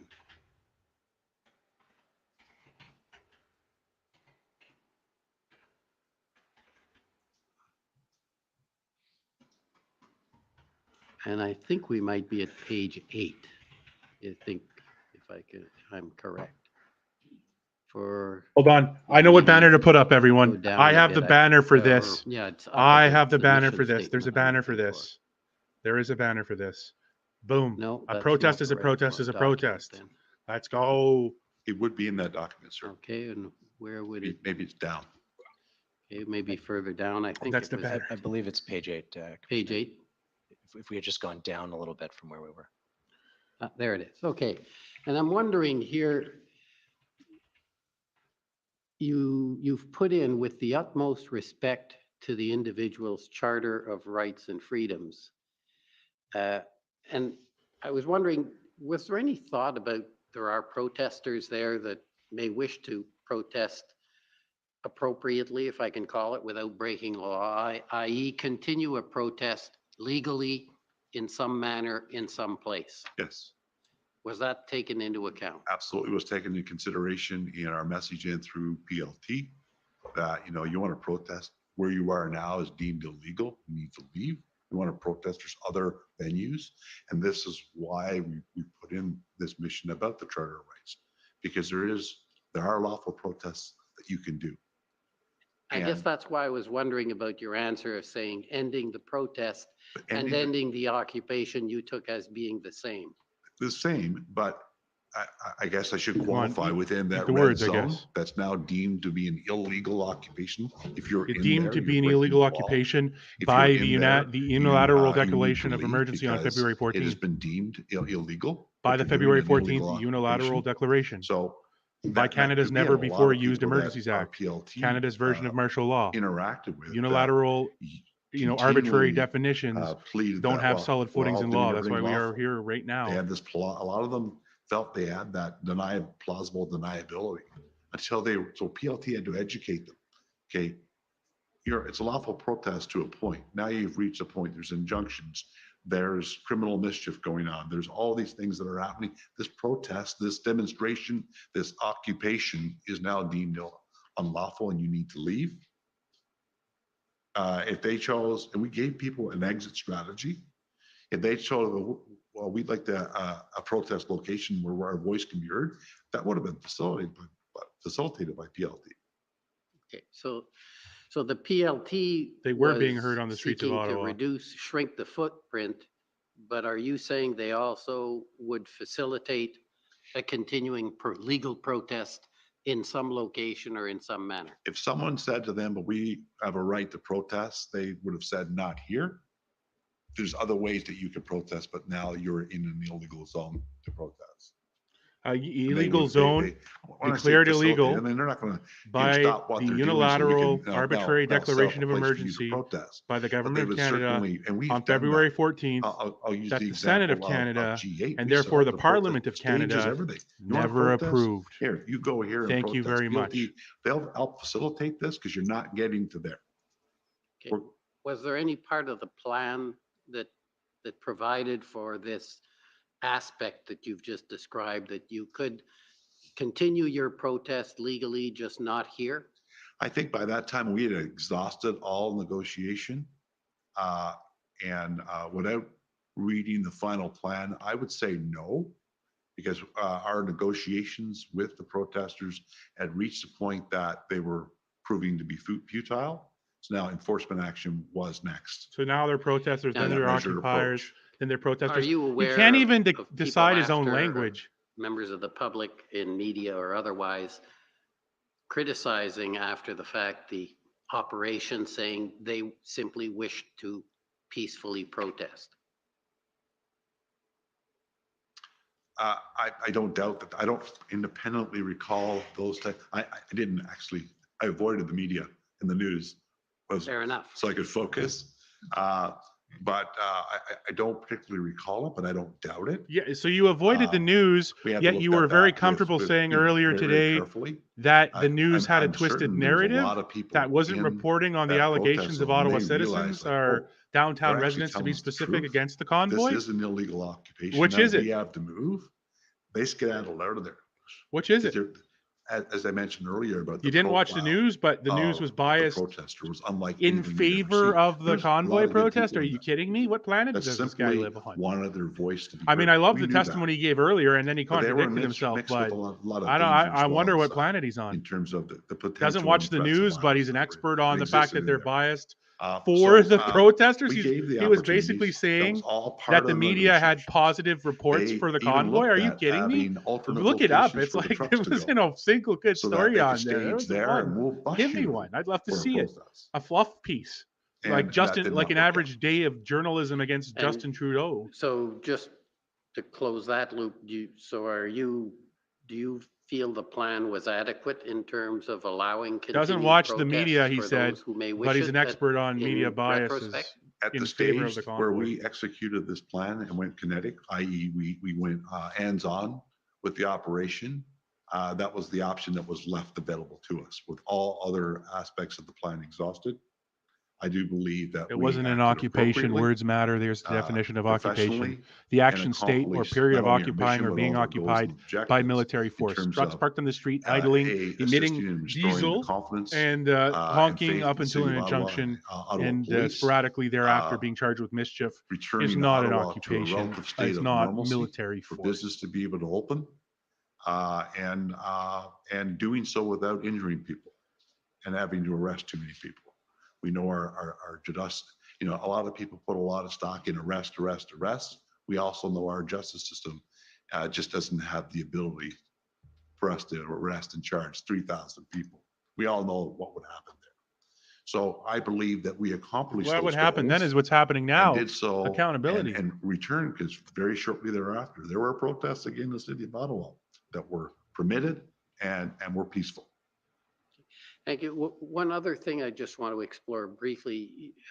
You spoke about None of the protests I've ever done and were PLTs, permitted, not so and far by the city of Ottawa, I don't by know, but the it Parliamentary was not Protective Service a necessarily few times, yes. embraced as it Not by maybe the should Ottawa, have been the city of Ottawa. They've always by denied those. OPS. So you don't need a permit to in protest. this That's why it's a operation. protest. Is that fair? It's a lawful, in their peaceful civil initial- disobedience. Yes, The I leading meant up. the initial. You know, within a day of our arrival there, we engaged with Marcel Baudin, who I believe you're going to be hearing from. And we got things back on, collectively, when I say we, got it back on track with a PLT focus. Now, a lot of the work of PLT involves, as you've talked about, negotiating, de-escalating. Yes. And for those who wish to bring a quick end to a protest, PLTs maybe are not viewed in the same way, or they're viewed as delaying what they wish as a result. My personal opinion is if we took an enforcement action directly every time just to end it, we'd be sitting before another commission of inquiry and wrote about a lack of a measured approach. So in my humble opinion, I would use PLT in every circumstances. They might last 10 minutes and be rendered ineffective, but we've tried. We've tried the negotiation route. We've tried the de-escalation route. It did not work before we go kinetic. Yeah, you may be going the wrong direction. You're thinking I'm going the wrong direction. I'm not disagreeing with that. Okay. What I'm trying to get at is the public often is not aware of the role and importance of PLTs because they want results. Would that be fair? In some cases. I would say it's a fair statement, sir. Okay.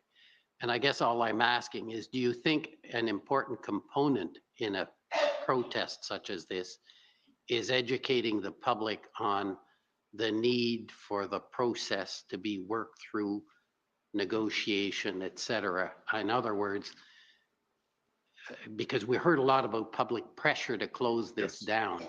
And I'm just asking whether there is a role for public education.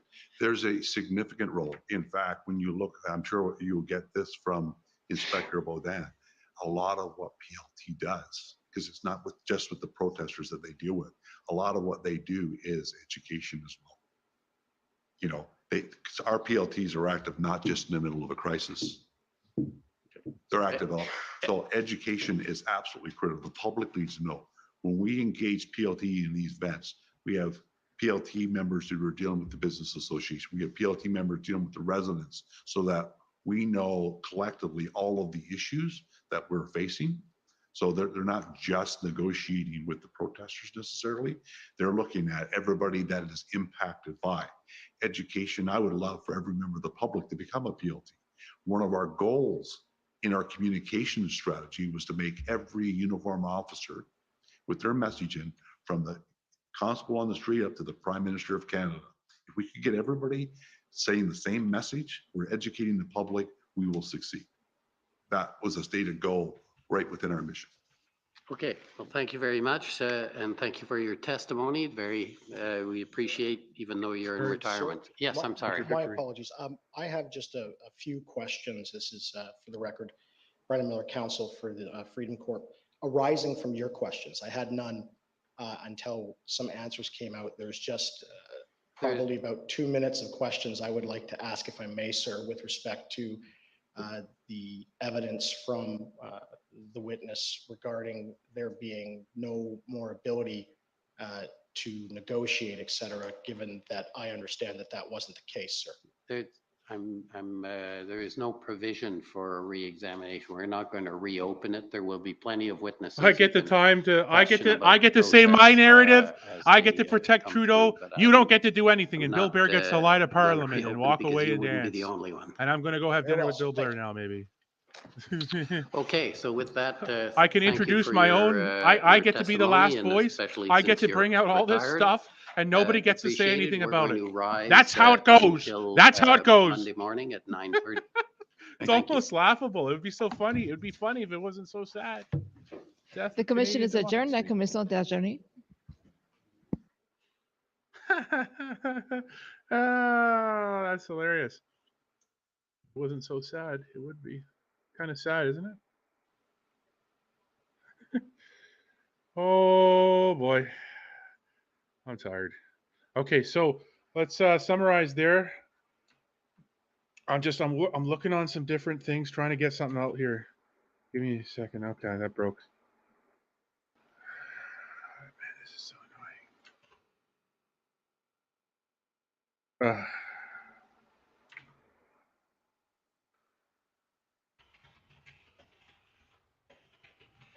Oops, excuse me, computer. Thank you for joining in, everybody. It's Friday, so the next meeting will be on Monday, 9:30 a.m.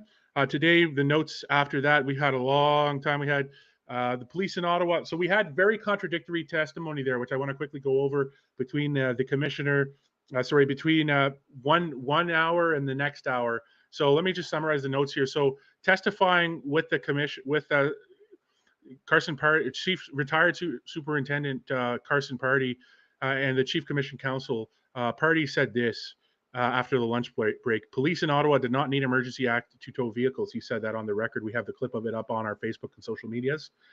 He said, we did not need the Emergencies Act, and I would put that in quotes because that's what he said.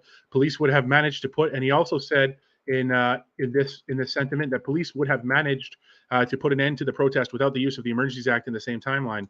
He also said that they did not need the provincial emergency legislation, the EMCPA, to resolve the protest. These are things he testified. And then later, things kind of changed. So then there was, I forgot who, then the OPS lawyer, and then the Government of Canada lawyer, which got Pardy to contradict himself quite severely there.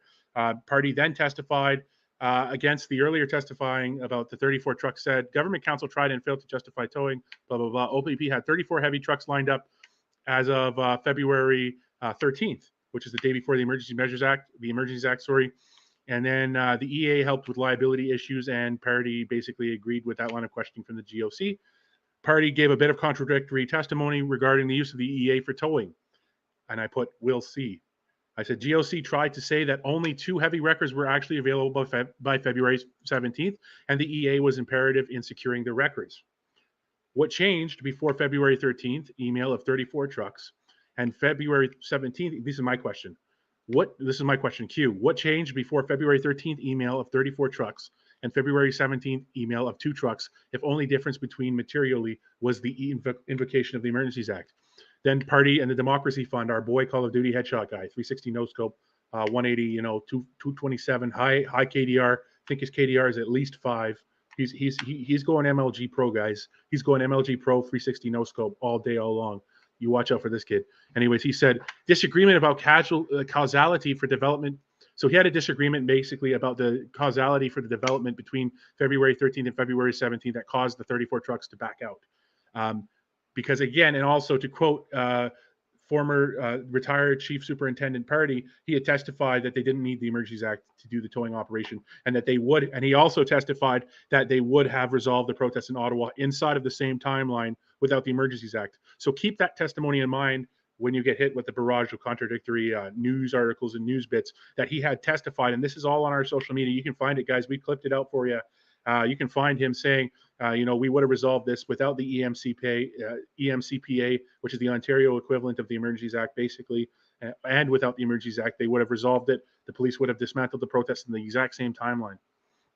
100%, he said that. But then he said, so we'll go back to the Democracy Fund. Nothing material changed beside the EEA. That was the point of the Democracy Fund's lawyer. But then Pardy did not agree that the EEA scared out. So basically, the Democracy Fund lawyer asked him, do you think the invocation of the Emergencies Act scared the drivers out of doing this? And he said, no, I don't agree with that.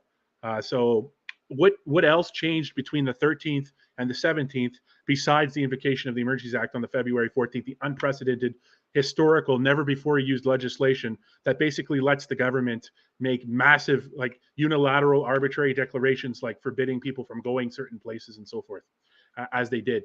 When the protest legally became illegal on February 14th, that was because of this arbitrary declaration and using these extraordinary, unjustified powers. A prerequisite of the Emergencies Act, as we've read multiple times on stream, is that there's no other law of Canada that can effectively deal with the protest. And Chief Superintendent Pardy testified under oath, I think it was oath, not affirmation, but he testified, sworn testimony, that they would have resolved the protests in the same timeline without the Emergencies Act or the AMCPA in Ontario. So that's that, and it's in the books. It's testified. The government of Canada was looking for a soundbite there. They probably got it, but it's not going to disqualify the enormous bombshells from earlier in the testimony. Another thing interesting happened with the Democracy Fund was the question about media bias. And I actually knew this earlier in the day when they first mentioned it, because I didn't post it on Facebook or Twitter because I knew what he meant when he said it. Because I could, at least for me, I was able to interpret what he was saying when he said that. Let me just pull it up in the notes here. The notes from today are pretty long. That was, let me just, media, try looking for media. So here it is, OPP's chief superintendent. So this was at one of the first line of questioning with the chief commission counsel. So that was basically when Pardy, Commissioner Carson, Superintendent Carson Pardy, retired of the OPP, first took the stand with the commission counselor when they get their multiple hours of droning on. He said that the narrative in the media was certainly slanted in terms of the protest. And I think he said for the protesters at the time. I think I caught that. And then I noticed a few people on social media were posting that he said that the narrative was bent against the protesters, but that's not what I interpreted from what he said at all, right? That's not what I understood from what he was saying. I'm just going to plug the stuff here before we just finish the summary, guys. If you've enjoyed today's stream, please consider supporting us with stars on Facebook. That's really helpful for us. If you also want to, you can go, and if you feel obliged, to go to buymeacoffee.com, Patriot Smoothie, send us $5, whatever you want. And if that's not something that you're comfortable with, you can also send us Interact e-transfer to support our work here. And adding our commentary to this, you can see, it's being skewed in real time. This is a real-time counter to the disinformation, misinformation campaigns of the MSM and others.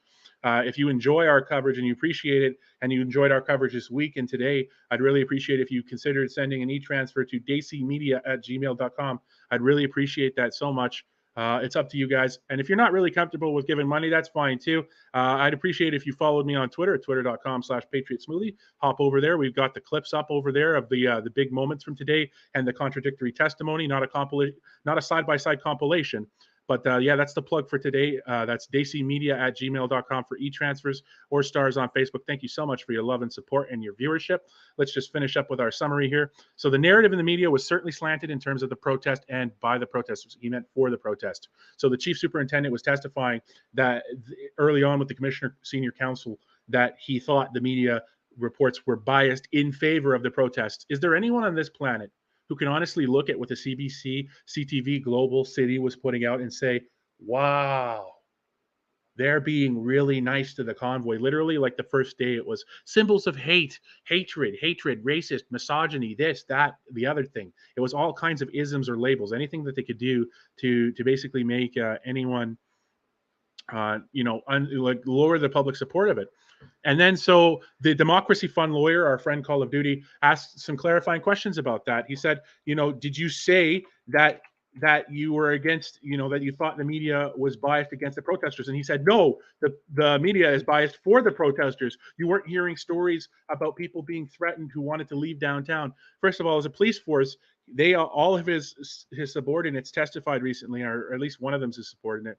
The person from this morning is his subordinate, who is Superintendent Craig Abrams was his subordinate. He testified that the media was ignoring stories about people being trapped downtown, not being able to escape downtown and go somewhere else, and being threatened by the convoy. Well, as a law enforcement officer and as his subordinates have testified, that the OPP was maintaining the law and enforcing criminality when they came across it.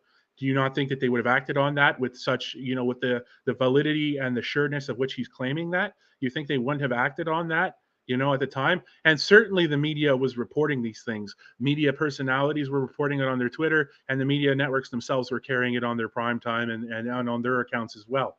So it was completely reported. Some might even say over-reported. So that's a fact of nature. There is a bias, but it wasn't the way he thought it was. And then he later testified with the commissioner that in the last line of questioning that he avoids the news. Well, if he avoids the news and the media so he could focus, how would he be a subject matter expert on what the news is reporting about? How would he be able to opine on what kind of biases they are espousing in favor, allegedly, for the protest, which is absolutely not what happened. They were not in favor of the protests.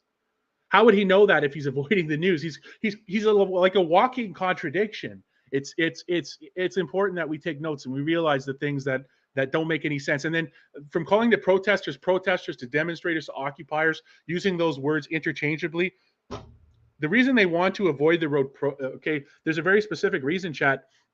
They try hard to avoid the word protester. And the reason for that is the word protester carries with it certain legal implications and legal protections, frankly. Protesting is protected by our charter and of our Canadian Bill of Rights, of course, and in common law in the acknowledged Bill of Rights or the perceived Bill of Rights, whatever it's called, that exists in our common law. So protesting is something that is protected. So if they can change the name of the group of people doing it from protester to demonstrator to occupier, then they can feign taking away the constitutional and federal law legal protection of the group exercising their freedoms and rights, their guaranteed freedom and rights protected by multiple elements and levels of our Canadian law and culture, frankly. That's why they're so keen on changing the word protester to occupier. It gives them legal justification for stomping them out. You understand? That's what it's all about. It's a battle of the war of words, and it's justification and also delegitimizing the protests by calling them occupiers. Now this is the dictionary definition of the word occupier, and it says occupation, the action, state, or period of occupying or being occupied by military force. The Freedom Convoy may have had large vehicles, but they never once used them as a weapon or a fortress.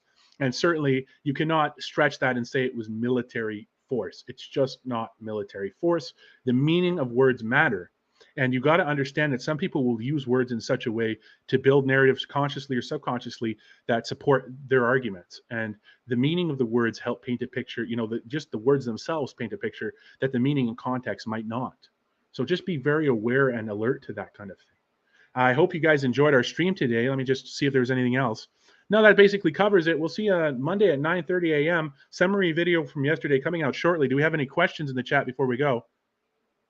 All right, you guys have a lovely night. I love you so much. Thank you so much for watching. Take it easy.